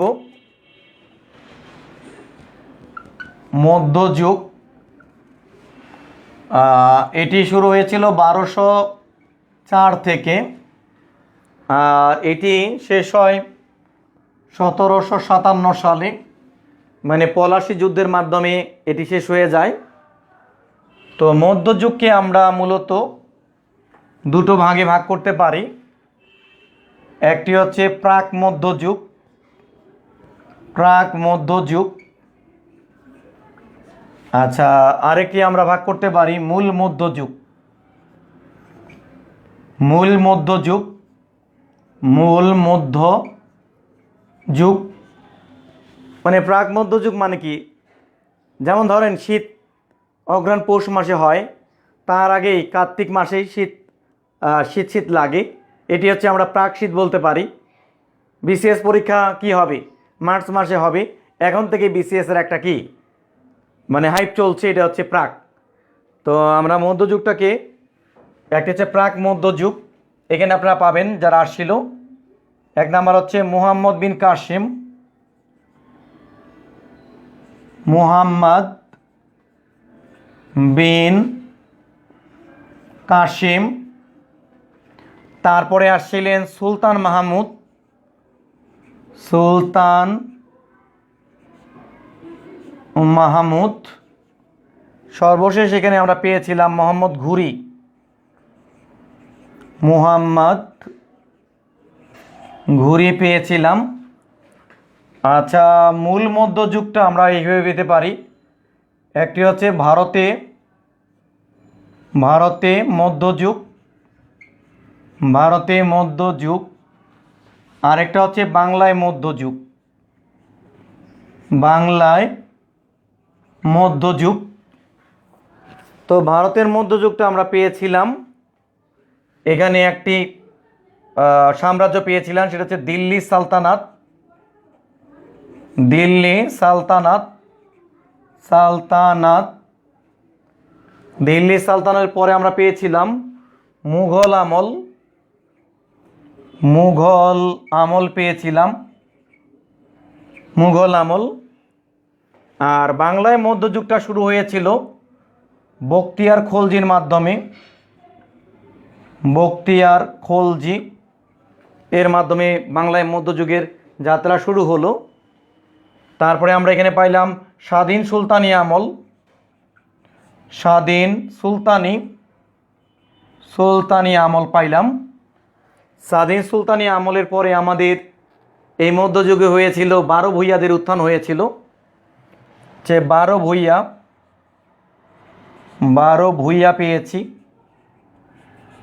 আচ্ছা, এরপর আবার বাংলাকে দখল করে নিয়েছিল ভারতরা, তখন এখানে আমরা পেয়েছিলাম সুবেদারি আমল, সুবেদারি আমল পেয়েছি। সুবেদারি আমলের পরে আমরা পেয়েছি নবাবী আমল, নবাবী আমল পেয়েছি। নবাবী আমলের পরেই আমাদের পলাশির যুদ্ধ হয়ে আমাদের মধ্যযুগ শেষ। পলাশি যুদ্ধ দিয়ে মধ্যযুগ শেষ। তো আমরা এইভাবে সুন্দরভাবে সিকোয়েন্স অনুযায়ী পড়বো, পড়াগুলো টেকনিক দিয়ে মনে রাখবো, কোনো সমস্যা হবে না ইনশাল্লাহ। আচ্ছা, আপনার আফসানা বাসার কোন বংশের কি ধর্ম সেটা কি লাগবে? আচ্ছা, বংশের তো ধর্ম লাগবে না। এক্ষেত্রে যে নির্বাণ শব্দটি কোন ধর্মের সাথে সম্পর্কিত, যেমন বৌদ্ধ ধর্মের সাথে সম্পর্কিত। আবার পাল বংশরা তারা বৌদ্ধ ধর্মাবলম্বী ছিল, সেন রাজারা হিন্দু ধর্মাবলম্বী ছিল। এগুলো জাস্ট জানার জন্য রাখবেন, পরীক্ষায় তেমন একটা আসে না। আচ্ছা, এখন দেখেন প্রাক মধ্যযুগে এই মুহাম্মদ বিন কাসেম তিনি 712 খ্রিস্টাব্দে তিনি কি করেন? সিন্ধু অভিযান করেন। মানে মধ্যযুগ পূর্ণাঙ্গভাবে শুরু হওয়ার আগেই তিনি ছিলেন ইরাকের গভর্নর হাজ্জাজ বিন ইউসুফের জামাতা ছিলেন। তিনি ভারতবর্ষে এসেছিলেন। তিনি 712 খ্রিস্টাব্দে আমাদের সিন্ধু আক্রমণ করেছিলেন ভারতের। আর তিনি ভারতে প্রথম মুসলিম শাসনের প্রচেষ্টা চালিয়েছিলেন। এখানে আসতে পারে যে ভারতবর্ষে প্রথম মুসলিম শাসনের প্রচেষ্টা কে চালিয়েছেন? তিনি হচ্ছেন মুহাম্মদ বিন কাসেম। এটিও আসতে পারে। আর সালটাও আসতে পারে, তিনি কবে সিন্ধু আক্রমণ করেন। 712। তিনি ইরাকের গভর্নর হাজ্জাজ বিন ইউসুফের জামাতা ছিলেন। ঠিক আছে, তিনি 712। এটি আসতে পারে যে কবে তিনি ভারতবর্ষ আক্রমণ করেছেন সিন্ধু। 712 খ্রিস্টাব্দে তিনি সিন্ধু আক্রমণ করেন। আচ্ছা, তিনি ভারতে কি করেছিলেন? মুসলিম শাসনের প্রচেষ্টা চালিয়েছিলেন। সুলতান মাহমুদ তিনি মূলত ছিলেন আফগানিস্তানের গজনি সুলতান ছিলেন। এই জন্য তাকে কিন্তু গজনির নেপোলিয়ন বলা হতো। সুলতান মাহমুদকে গজনির নেপোলিয়ন বলা হতো সুলতান মাহমুদকে। আর তিনি ভারতবর্ষ আক্রমণ করেছিলেন মোট 17 বার। 26 বছরে মোট 17 বার তিনি এই ভারতবর্ষে আক্রমণ করেছিলেন সুলতান মাহমুদ। এই সুলতান মাহমুদের সভাকবি ছিলেন ফেরদৌসি। আপনারা জানেন ফেরদৌসি তিনি একটি গ্রন্থ রচনা করেন, সেটির নাম হচ্ছে শাহনামা। এই ফেরদৌসিকে বলা হতো প্রাচ্যের হোমার বলা হতো। সুলতান মাহমুদ এই প্রাচ্যের হোমার হচ্ছে ফেরদৌসি। তার রচিত গ্রন্থের নাম হচ্ছে শাহনামা, যেটি হচ্ছে ইরানের জাতীয় গ্রন্থ শাহনামা। আচ্ছা, এরপর দেখবেন মোহাম্মদ ঘুরি, তিনিও আফগানিস্তান থেকে অ্যাটাক করেছিলেন ভারতবর্ষে। এই ভারতবর্ষে অ্যাটাক করে তিনি 2টা যুদ্ধ করেছিলেন ভারতবর্ষের রাজার সাথে। তো ভারতবর্ষের রাজার নাম ছিল পৃথ্বীরাজ চৌহান।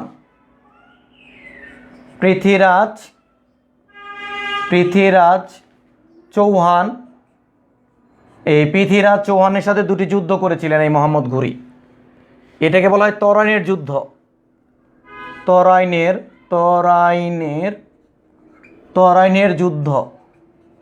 তরাইনের যুদ্ধ একটি হয়েছিল 1191 সালে, দ্বিতীয়টা হয়েছিল 1192 সালে।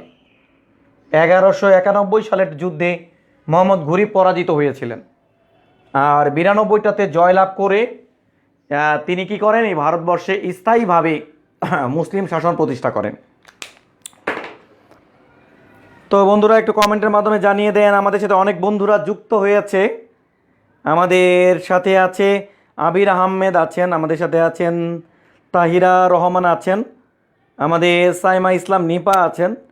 আচ্ছা, আমাদের আফসানা বাসার আছেন। যে ডাক্তার আপনারা যারা আছেন, ডাক্তারদের জন্য কিন্তু একবার গুড লাক। বিসিএসটা বাংলাদেশের সবচেয়ে বেশি ক্যাডার হয় ডাক্তাররা এবং ইঞ্জিনিয়াররা। বুয়েট থেকে এবং মেডিকেল থেকে সবচেয়ে বেশি ক্যাডার হয়, কারণ তাদের ম্যাথমেটিক্স, ইংরেজি, বিজ্ঞান এগুলোর বেসিক ভালো। তারা কিন্তু রিটেনে একটা ভালো নম্বর কী করতে পারে? ক্যারি করতে পারে। তাদের মূল প্রবলেমটা হচ্ছে প্রিলিমিনারি। তাই আমি আপনাকে বলবো, যাদের প্রিলিমিনারি এই 3 মাসের মধ্যে খুব ভালো একটি দুর্দান্ত প্রস্তুতি নিতে চান, তারা আমাদের সাথে ইনভলভ থাকতে পারেনি।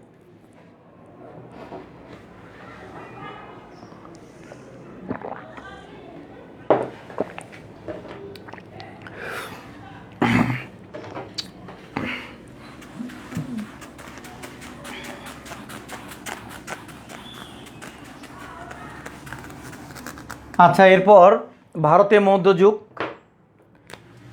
এই ভারতের মধ্যযুগ দিল্লি সালতানাত হয়ে গেল। মোহাম্মদ ঘুরি কী করলেন, এই ভারতবর্ষের শাসন ক্ষমতা দিয়ে দিলেন কুতুবউদ্দিন আইবেকের কাছে। কুতুবউদ্দিন আইবেক তার কাছে দিয়ে দিলেন, কুতুবউদ্দিন আইবেক। আর কুতুবউদ্দিন আইবেক এই ভারতে প্রতিষ্ঠা করলেন দিল্লি সালতানাত। ভারতবর্ষে প্রতিষ্ঠা করলেন দিল্লি সালতানাত। দিল্লি সালতানাতের 5টা রাজবংশ ছিল। দিল্লি সালতানাতের 5টা রাজবংশ ছিল, একটু জানিয়ে রাখবেন। একটার নাম হচ্ছে দাসবংশ। আচ্ছা, আরেকটা নাম হচ্ছে খিলজি বংশ।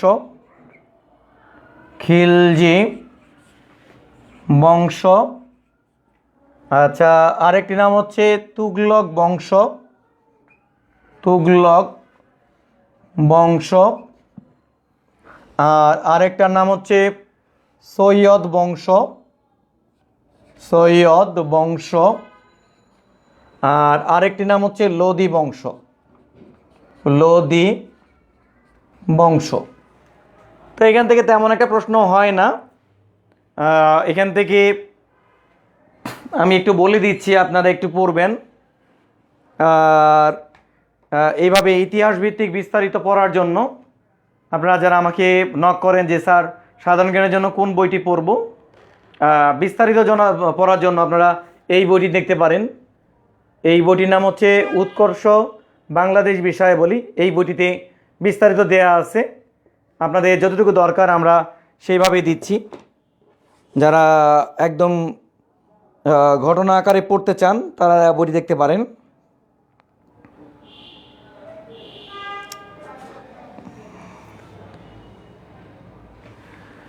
আচ্ছা, আমরা এখানে দাস বংশের প্রতিষ্ঠাতা হচ্ছে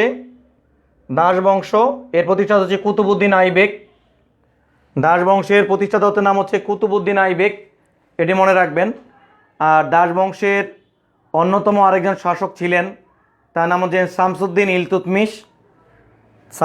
ইলতুৎমিশ। কুতুবউদ্দিন আইবেক। আচ্ছা, দাস বংশের আরেকজন শাসক ছিলেন, তার নাম হচ্ছে ইলতুৎমিশ।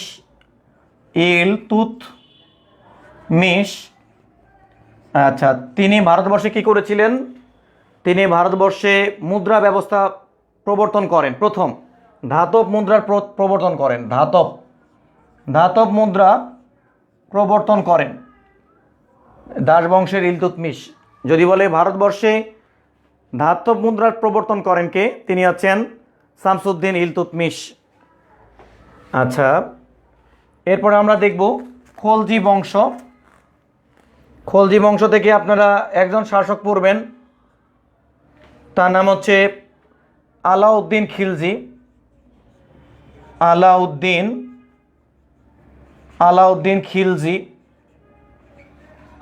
খিলজি ছিলেন ভারতের খিলজি বংশের শ্রেষ্ঠ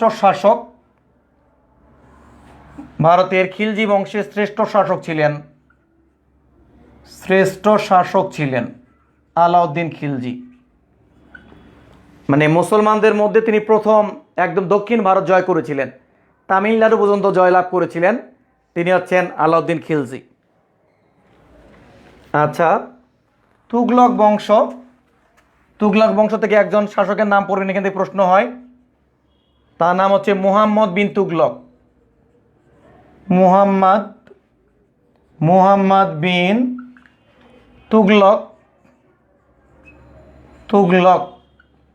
বিন তুগলক। তিনি কিন্তু একজন কোরআনের হাফেজ ছিলেন, এই জন্য তার উপাধি ছিল পাগল রাজা। পাগল রাজা তার ছিল উপাধি, পাগল রাজা। তো তিনি কোরআনের হাফেজ ছিলেন। তার আমলে কিন্তু ভারতে আসছিলেন মরক্কো থেকে। এই মরক্কো থেকে, পশ্চিম আফ্রিকার মরক্কো থেকে তিনি ভারতবর্ষে আসছিলেন। কে? ইবনে বতুতা, তিনি তার আমলে কিন্তু আসছিলেন মরক্কো থেকে। এটি পড়তে পারেন। আচ্ছা, সৈয়দ বংশটার দরকার নাই। সৈয়দ বংশওয়ালারা নিজেদেরকে হজরত মোহাম্মদ সাল্লাল্লাহু আলাইহি ইসলামের উত্তরসূরি মনে করতেন এবং বংশধর মনে করতেন। সৈয়দ বংশ লাগবে না। আচ্ছা, লোদি বংশ পড়বেন। লোদি বংশের শেষ শাসকের নাম ছিল ইব্রাহিম লোদি।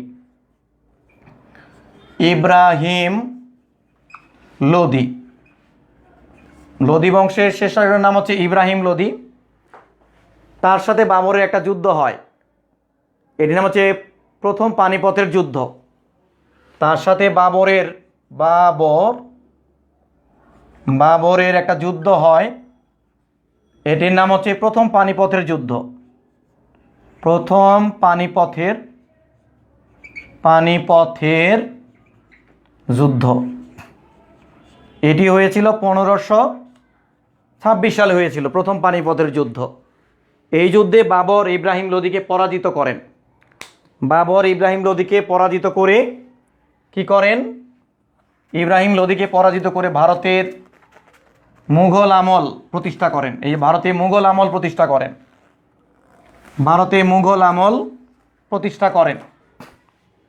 এই মুঘল আমল থেকে কিছু প্রশ্ন আসতে পারে, আমি একটু দাগিয়ে দিচ্ছি আপনাদেরকে। আমাদের সাথে অনেক বন্ধুরা ইতিমধ্যে জয়েন করেছেন, সবাইকে একদম স্বাগত জানাচ্ছি। আমাদের সাথে আছেন তাহরিয়া রহমান আছেন, অনেক বন্ধুরা যুক্ত হয়েছেন। আমরা ক্লাসটি 11টা পর্যন্ত করবো ইনশাল্লাহ। এই মুঘল আমলের সম্রাটদের নাম মনে রাখার একটু সূত্র, টেকনিক মনে রাখবেন।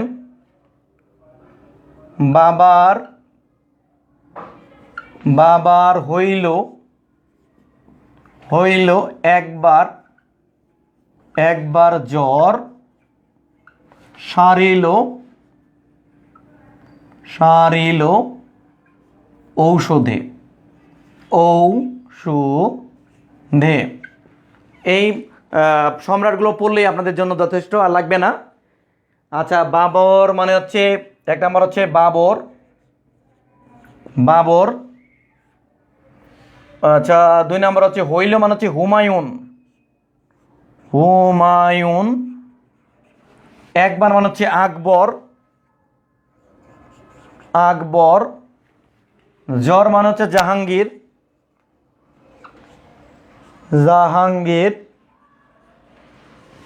সারিল মানে হচ্ছে শাহজাহান।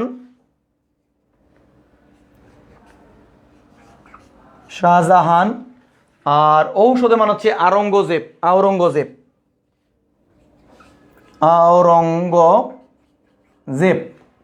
আচ্ছা, বাবর থেকে পরীক্ষা কি আসে? বাবর থেকে মূলত পরীক্ষায় প্রশ্ন আসে যে মুঘল সাম্রাজ্যের প্রতিষ্ঠাতা কি? বাবর।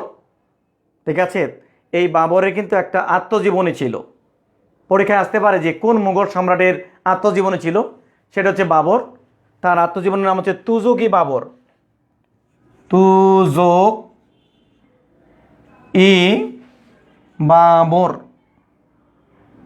তুজুকি বাবর।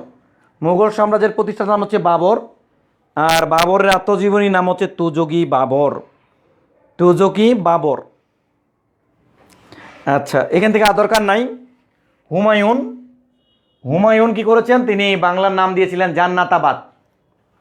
বাংলার নাম দিয়েছিলেন জান্নাতাবাদ।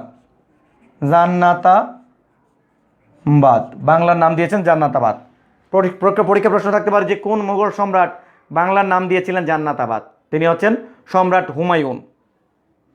আচ্ছা, এর হচ্ছে আকবর দ্য গ্রেট। এই আকবর কি করেছিলেন? বাংলা সনের প্রবর্তন করেন। বাংলা সনের প্রবক্তা তিনি, বাংলা সনের প্রবক্তা। এটি একটা প্রশ্ন আসে। আরেকটি হচ্ছে তার প্রবর্তিত ধর্মের নাম কি? তার প্রবর্তিত ধর্মের নাম হচ্ছে দ্বীন-ই-ইলাহি। প্রবর্তিত ধর্মের নাম হচ্ছে দ্বীন-ই-ইলাহি। আচ্ছা, এরপর জাহাঙ্গীর থেকে পড়তে পারেন। জাহাঙ্গীর তার আমলেই ঢাকা রাজধানী হয়, তার আমলেই বাংলার রাজধানী হয়। 1610 সালে ঢাকাকে রাজধানী করা হয়, আর ঢাকার নামকরণ করা হয় জাহাঙ্গীরনগর। ঠিক আছে, এটি করেন সুবেদার ইসলাম খান করেন। এরপর শাহজাহানকে বলা হয় প্রিন্স অফ বিল্ডার্স বলা হয়। শাহজাহানকে বলা হয় প্রিন্স অফ বিল্ডার্স বলা হয়। তার উপাধি ছিল প্রিন্স অফ বিল্ডার্স। স্থাপত্য শিল্পের জন্য সবচেয়ে গুরুত্বপূর্ণ একটি আমল হচ্ছে শাহজাহানের আমল। এখান থেকে একটু একটু করে জেনে রাখবেন। তারপর হচ্ছে আওরঙ্গজেবের তাকে বলা হতো সম্রাট আলমগীর, তাকে বলা হতো জিন্দা পীর মানে হচ্ছে অনেক ধার্মিক ছিলেন, এই জন্য তাকে বলা হতো জিন্দা পীর।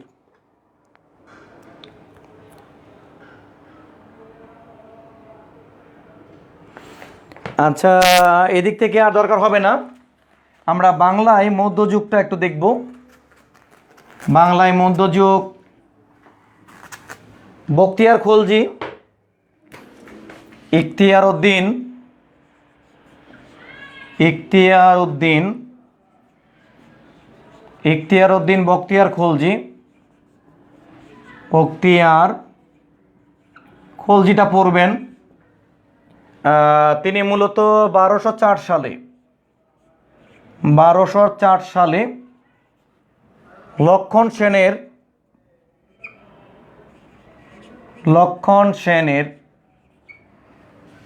সেনের সেন বংশের যে প্রচলিতভাবে শেষ রাজা লক্ষণ সেনের এখানে আক্রমণ করেছিলেন।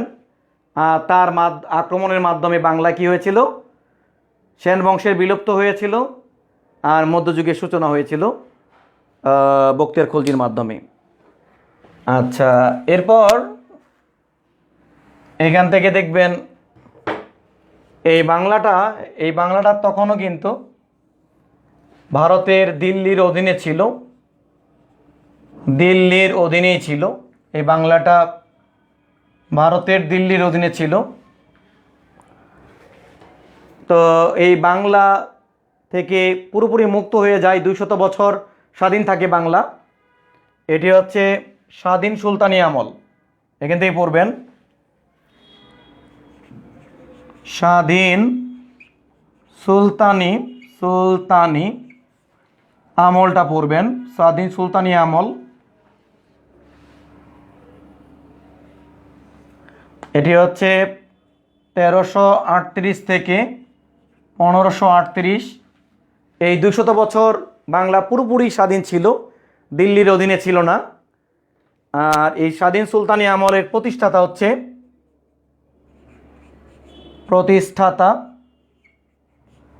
প্রতিষ্ঠাতার নাম হচ্ছে ফখরুদ্দিন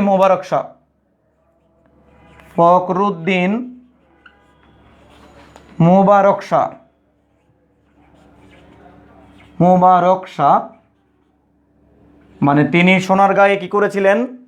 তিনি স্বাধীন সুলতানি আমলের ঘোষণা দিয়েছিলেন, ফখরুদ্দিন মোবারক শাহ। আর এই 200 বছর বাংলায় 5টা রাজবংশ ছিল, 5টি রাজবংশ। একটি নাম হচ্ছে মোবারক শাহী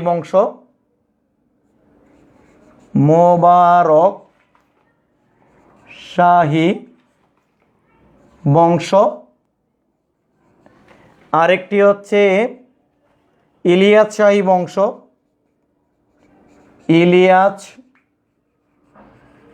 শাহী বংশ।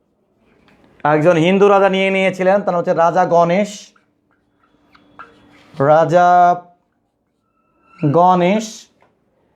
গণেশের কাছ থেকে আরেকটা রাজবংশ আসছিল, সেটা হচ্ছে হাবশী শাসন। আরেকটা রাজবংশ সর্বশেষ, সেটা হচ্ছে হোসেন শাহী শাসন।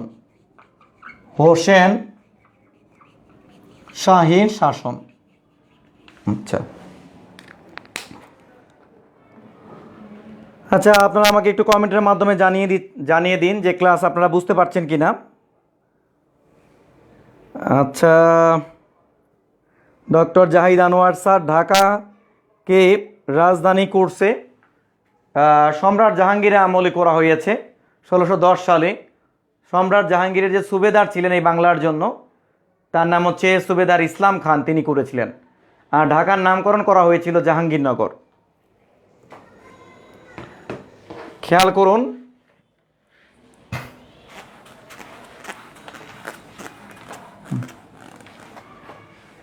এখানে মোবারক শাহী বংশ যেটা আমরা পড়লাম।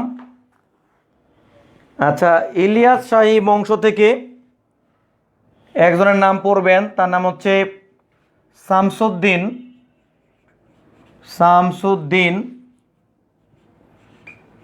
ইলিয়াস শাহ। শামসুদ্দিন ইলিয়াস, সেটা পড়বেন। মানে আমরা জানি যে প্রাচীন বাংলার প্রথম রাজা বলা হয় শশাঙ্ককে, আর মধ্যযুগের প্রথম বাঙালি রাজা বলা হয় শামসুদ্দিন ইলিয়াস শাহকে। মানে তিনি নিজেকে বিশ্ব দরবারে বাঙালি হিসেবে পরিচয় দিয়েছিলেন। তাকে বাঙালির প্রথম জনক বলা হয় শামসুদ্দিন ইলিয়াস শাহকে। তার উপাধি ছিল শাহ ই বাংলাহ। শাহ ই বাংলাহ।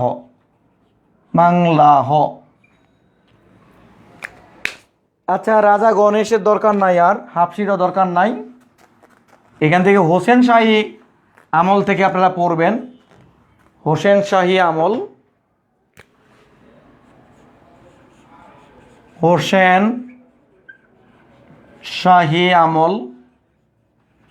আমলের আপনারা এখান থেকে পড়বেন। একজন রাজা, তার নাম হচ্ছে আলাউদ্দিন হোসেন শাহ। আলাউদ্দিন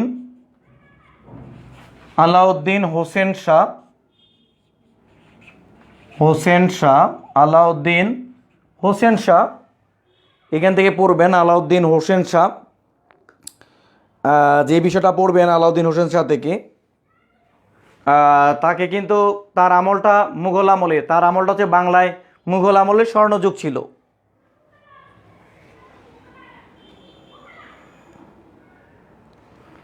আচ্ছা, গণেশের পর দুইটা ছিল, একটা হচ্ছে হাফসি শাসন, আরেকটা হচ্ছে আরেকটা হচ্ছে হোসেন শাহী আমল।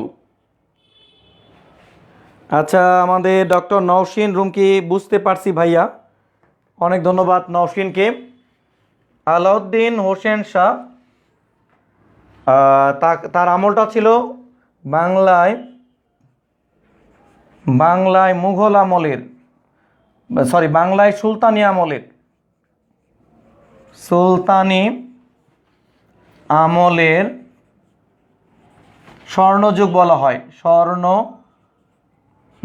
এই প্রশ্নটি আসে বিসিএস পরীক্ষায় যে কার আমলটা বাংলায় সুলতানি আমলের স্বর্ণযুগ। আলাউদ্দিন হোসেন শাহর আমলটা। আচ্ছা, তাকে বলা হতো বাংলার আকবর বলা হতো। বাংলার আকবর বলা হতো। তার হচ্ছে বাংলায় আকবর বলা হতো। তার আমলে একটি মসজিদ নির্মাণিত হয়েছিল, সেটা হচ্ছে গৌড়ের সোনা মসজিদ। তার আমলে নির্মিত হয়েছিল গৌড়ের, চাঁপাইনবাবগঞ্জের গৌড়ের সোনা মসজিদ নির্মিত হয় তার আমলে। এই তিনটা তথ্য পড়লে এখান থেকে এনাফ, আর দরকার হবে না আপনাদের। আচ্ছা, আমাদের এইভাবে 200 বছর স্বাধীন ছিল বাংলা। এরপর ভারত আবার অ্যাটাক করে। এই যে দিল্লির আকবর অ্যাটাক করে, এই বাংলায় অ্যাটাক করে। তখন বাংলার বিভিন্ন স্থানের জমিদাররা এই আকবরকে প্রতিহত করার জন্য তারা বিক্ষিপ্তভাবে সংগ্রাম করে। এরকম 12 জন মতান্তরে অনেকজনকে বলা হতো 12 ভূঁইয়া। আচ্ছা, 12 ভূঁইয়াদের উত্থান, এখানে 12 ভূঁইয়াদের দুজন পড়তে হবে। 12 ভূঁইয়া, একটা নাম হচ্ছে ঈশা খা, আর আরেকটা হচ্ছে মুসা খা। 12 ভূঁইয়া।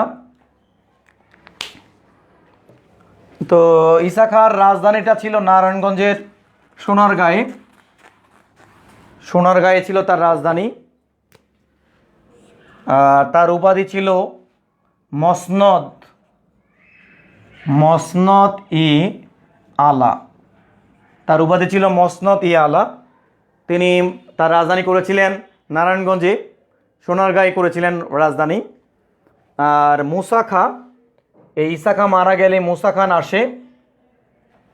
তিনি অন্যতম একজন 12 ভূঁইয়া নেতা ছিলেন, যার মৃত্যুর পর যাকে সমাধি করা হয় ঢাকা বিশ্ববিদ্যালয়ে শহীদুল্লাহ হলের চত্বরে তাকে সমাধিস্থ করা হয়। আচ্ছা, এইভাবে 12 ভূঁইয়াদের পতনের পর যখন এই বাংলাটা পুরোপুরি মুঘলদের অধীনে চলে আসলো, বাংলায় মুঘল আমল মুঘলদের অধীনে চলে আসলো। মুঘল আমল মানে 12 ভূঁইয়াদেরকে দমন করে, 12 ভূঁইয়াদের চরমভাবে দমন করেছিলেন সম্রাট জাহাঙ্গীর। আর এভাবে বাংলায় একটি হয়ে গেল সুবাদারি আমল, সুবাদারি আমল। আর আরেকটি হচ্ছে নবাবী আমল। ঠিক আছে, মানে সুবেদার কেন, মানে বাংলাটাকে দখল করেই দিল্লির একটা প্রদেশ করে নিল। আর প্রদেশকে বলা হয় সুবাহা, প্রদেশকে বলা হতো সুবাহা। এভাবে সুবেদারি আমল হলো। তো আমরা কয়েকজন সুবেদার পড়বো এখান থেকে। এখন হচ্ছে সুবেদার ইসলাম খান পড়ব। তারপরে আমরা পড়ব শাহ সুজা। তারপরে আমরা পড়ব হলো মীর জুমলা। আচ্ছা, তারপরে আমরা পড়ব শায়েস্তা খানটা পড়ব। আচ্ছা, সুবেদার ইসলাম খান কি করলেন? দুইটা কাজ মনে রাখবেন। একটি হচ্ছে ঢাকায় রাজধানী স্থাপন করলেন 1610 সালে, এটি পরীক্ষায় আসে। ঢাকায় রাজধানী স্থাপন করেন আর ঢাকার নাম দিলেন জাহাঙ্গীরনগর। আর প্রথম সুবেদার নাম ছিল সুবেদার ইসলাম খান। ঠিক আছে, এখান থেকে এটি পরীক্ষায় আসে। আর শাহ সুজা কি করেছিলেন? তিনি ঢাকার চকবাজারে, পুরনো ঢাকার চকবাজারে বড় কাটরা নির্মাণ করেন। বড় কাটরা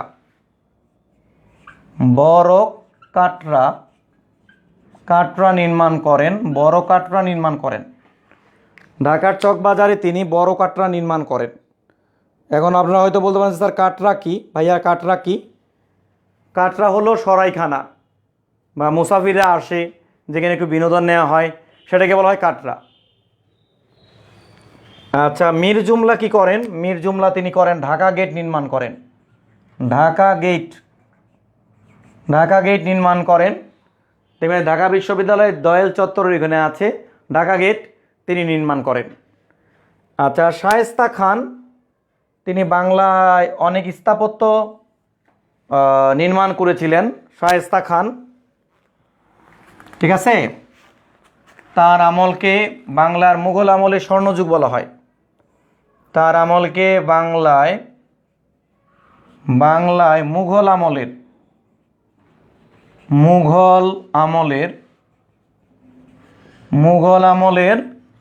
স্বর্ণযুগ বলা হয়। তার আমলকে বাংলায় মুঘল আমলের স্বর্ণযুগ বলা হয়, কারণ আমরা জানি যে টাকায় 8 মণ চাল পাওয়া যেত, এই ধরনের ব্যাপার স্যাপার হতো। আর তিনি যে কাজটা করেছিলেন, লালবাগ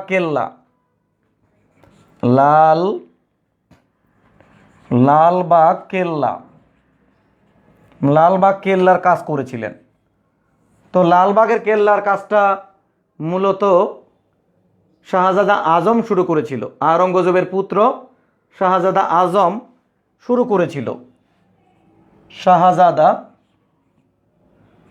শাহজাদা আজম এই শাহজাদা আজম শুরু করেছেন লালবাগের কেল্লার কাজ, কিন্তু তিনি করতে পারেন নাই। পরে কাজ শুরু করেছিলেন শায়েস্তা খান। শায়েস্তা খান এটা করতে গিয়ে তার মেয়ে মারা যায়, তার নাম হচ্ছে পরি বিবি। তিনি মারা গেলেন, এটাকে অপয়া মনে করে, যার জন্য তিনি চলে যান। এই লালবাগের কেল্লাটা অবস্থিত হচ্ছে বুড়িগঙ্গা নদীর তীরে। এর অন্য নাম হচ্ছে আওরঙ্গাবাদ দুর্গ। আওরঙ্গাবাদ দুর্গ, আওরঙ্গাবাদ দুর্গ, ঠিক আছে। লালবাগের কেল্লার অপর নাম হচ্ছে আওরঙ্গাবাদ দুর্গ।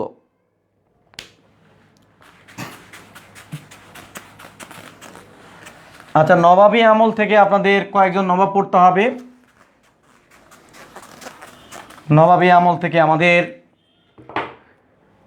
আমাদের প্রথম নবাব হচ্ছে মুর্শিদ কুলি খান। মুর্শিদ কুলি খান আমাদের সর্বশেষ স্বাধীন নবাব। আমাদের সর্বশেষ স্বাধীন নবাবের নাম হচ্ছে সিরাজউদ্দৌলা।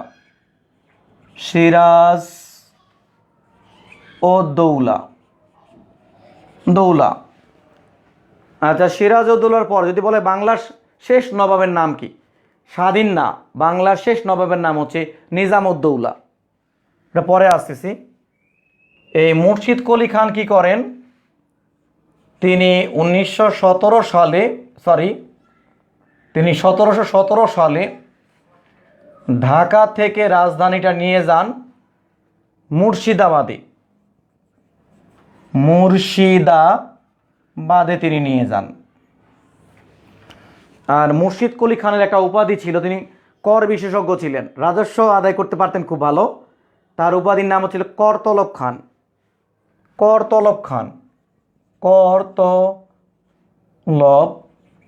খান। আর সিরাজউদ্দৌলা এখানে পলাশী যুদ্ধের সাথে সম্পর্কিত বিস্তারিত, সেখানে জানা দরকার নাই। সিরাজউদ্দৌলার সাথে পলাশী যুদ্ধ হয়েছিল 23 জুন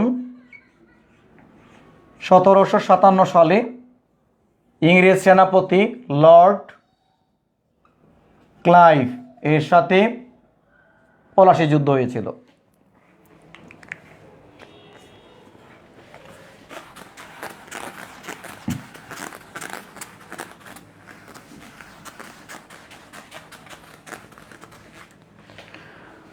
আচ্ছা, আমাদের অলরেডি মধ্যযুগ শেষ হলো।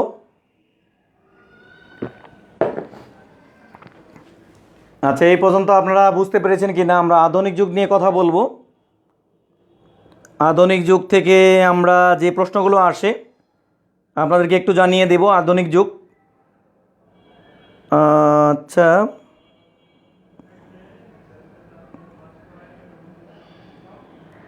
আচ্ছা আমরা আধুনিক যুগ পড়ব। আধুনিক যুগ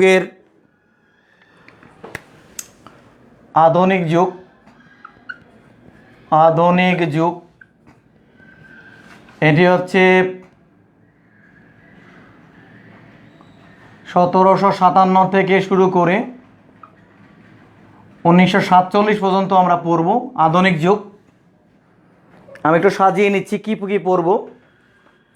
এখানে আমরা পড়ব ইউরোপীয়দের আগমন, ইউরোপীয়দের ভারতবর্ষে আগমনটা আমরা পড়ব। ইউরোপীয়দের ভারতবর্ষে আমরা আগমন পড়ব। এভাবে ইংরেজরা যখন এই ভারতবর্ষ দখল করে নিল তখন আমরা পড়ব বাংলায় গভর্নর শাসন আমরা পড়ব। বাংলায় গভর্নর শাসন আমরা পড়ব। এরপর গভর্নর জেনারেল শাসন আমরা পড়ব। তারপরে আমরা পড়ব ভারতে গভর্নর জেনারেল শাসন আমরা পড়ব। এরপর আমরা পড়ব ভাইসরয় শাসন। ভাইস রয় শাসন আমরা পড়ব। আচ্ছা, প্রথমে আসি ইউরোপীয়দের আগমন। ইউরোপীয়দের আগমন প্রশ্ন আসতে পারে। ইউরোপীয়দের আগমন, এখানে কয়েকটা ইউরোপীয় আসছিল। প্রথমে আসে পর্তুগিজ, পর্তুগিজ, তারপরে আসছিল ওলন্দাজ, ওলন্দাজ, আচ্ছা, তারপরে আসছিল ইংরেজ, ইংরেজ, তারপরে আসছিল দিনেমার, দিনেমার, তারপরে আসছিল হলো ফরাসি, ফরাসিরা আসছিল। এখানে প্রশ্ন আসতে পারে যে ভারতীয় উপমহাদেশে প্রথম কোন জাতিগোষ্ঠীর আগমন ঘটেছিল? সেটা হচ্ছে পর্তুগিজ। পর্তুগালের অধিবাসীদেরকে বলা হয় পর্তুগিজ, তারাই এসেছিল। আর সর্বশেষ এসেছিল ফরাসিরা, শেষ পর্যন্ত টিকে ছিল ইংরেজরা।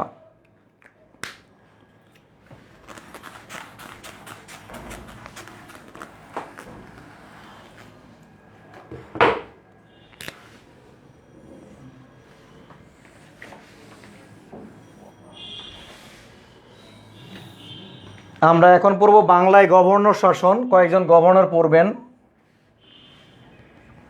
নাম, বিশেষ তথ্য,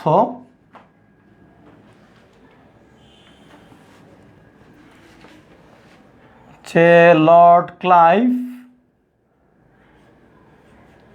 লর্ড ক্লাইভ তিনি ছিলেন বাংলার প্রথম গভর্নর। পড়বেন লর্ড ক্লাইভ, তিনি হচ্ছেন বাংলার প্রথম গভর্নর। হ্যাঁ, লর্ড ক্লাইভ। আচ্ছা, সাইমা ইসলাম নিপা বলেছেন জাহাঙ্গীরনগর নাকি ইসলাম খান ঢাকায় রাজধানী করে?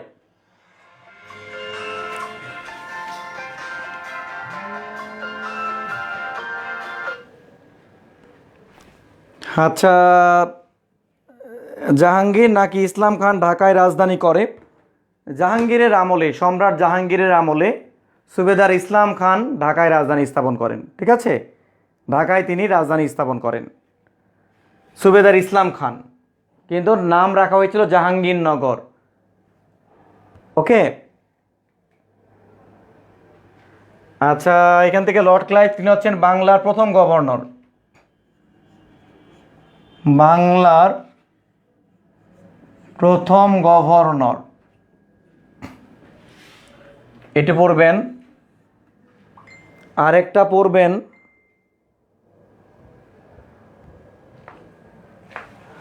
আচ্ছা, আরেকটা পড়বেন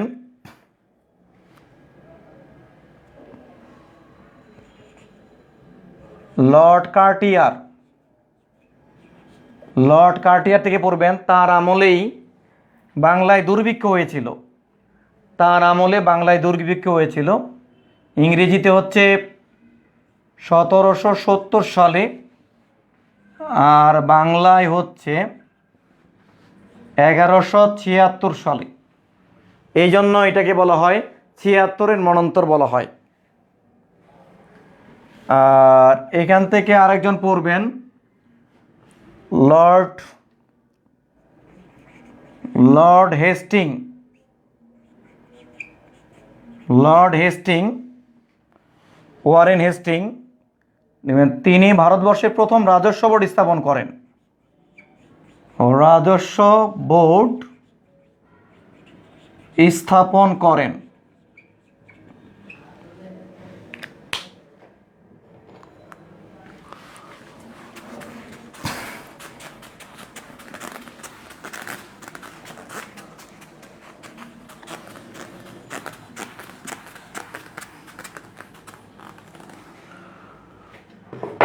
আচ্ছা, এই অধ্যায়গুলো আমি একটু দিয়ে দিচ্ছি, আপনারা একটু দেখে নিয়েন।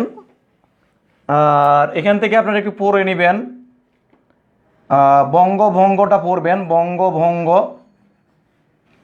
এখান থেকে প্রশ্ন আসে বঙ্গভঙ্গ।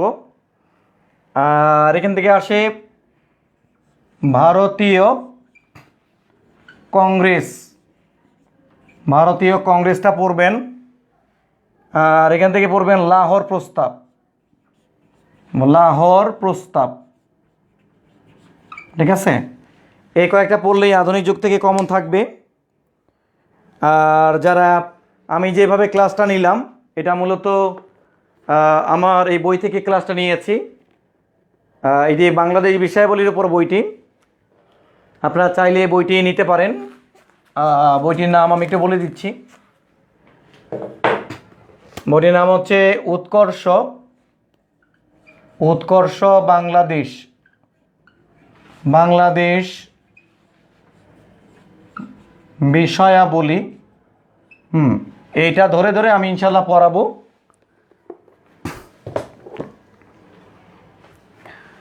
তো আজকে আমরা অলরেডি প্রাচীন যুগ, মধ্যযুগ এবং আধুনিক যুগের আমরা কিছু অংশ আপনাদেরকে দিয়েছি।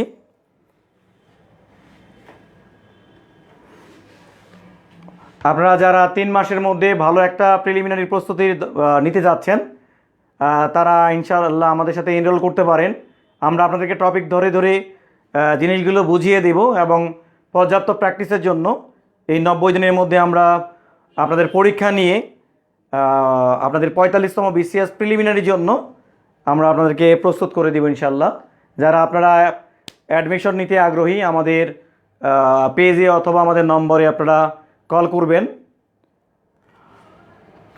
আচ্ছা, আপনাদের কোনো প্রশ্ন থাকলে কমেন্টের মাধ্যমে জানিয়ে দিতে পারেন। আচ্ছা, আমি একটু আপনাদেরকে বঙ্গভঙ্গ থেকে আপনাদের যে প্রশ্নটা আসবে একটু জানিয়ে দিচ্ছি।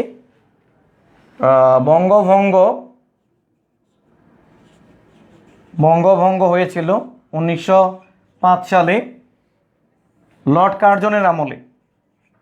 লর্ড কার্জন এর আমলে বঙ্গভঙ্গ হয়েছিল। আর বঙ্গভঙ্গ রোধ হয় 1911 সালে লর্ড হার্ডিঞ্জের আমলে।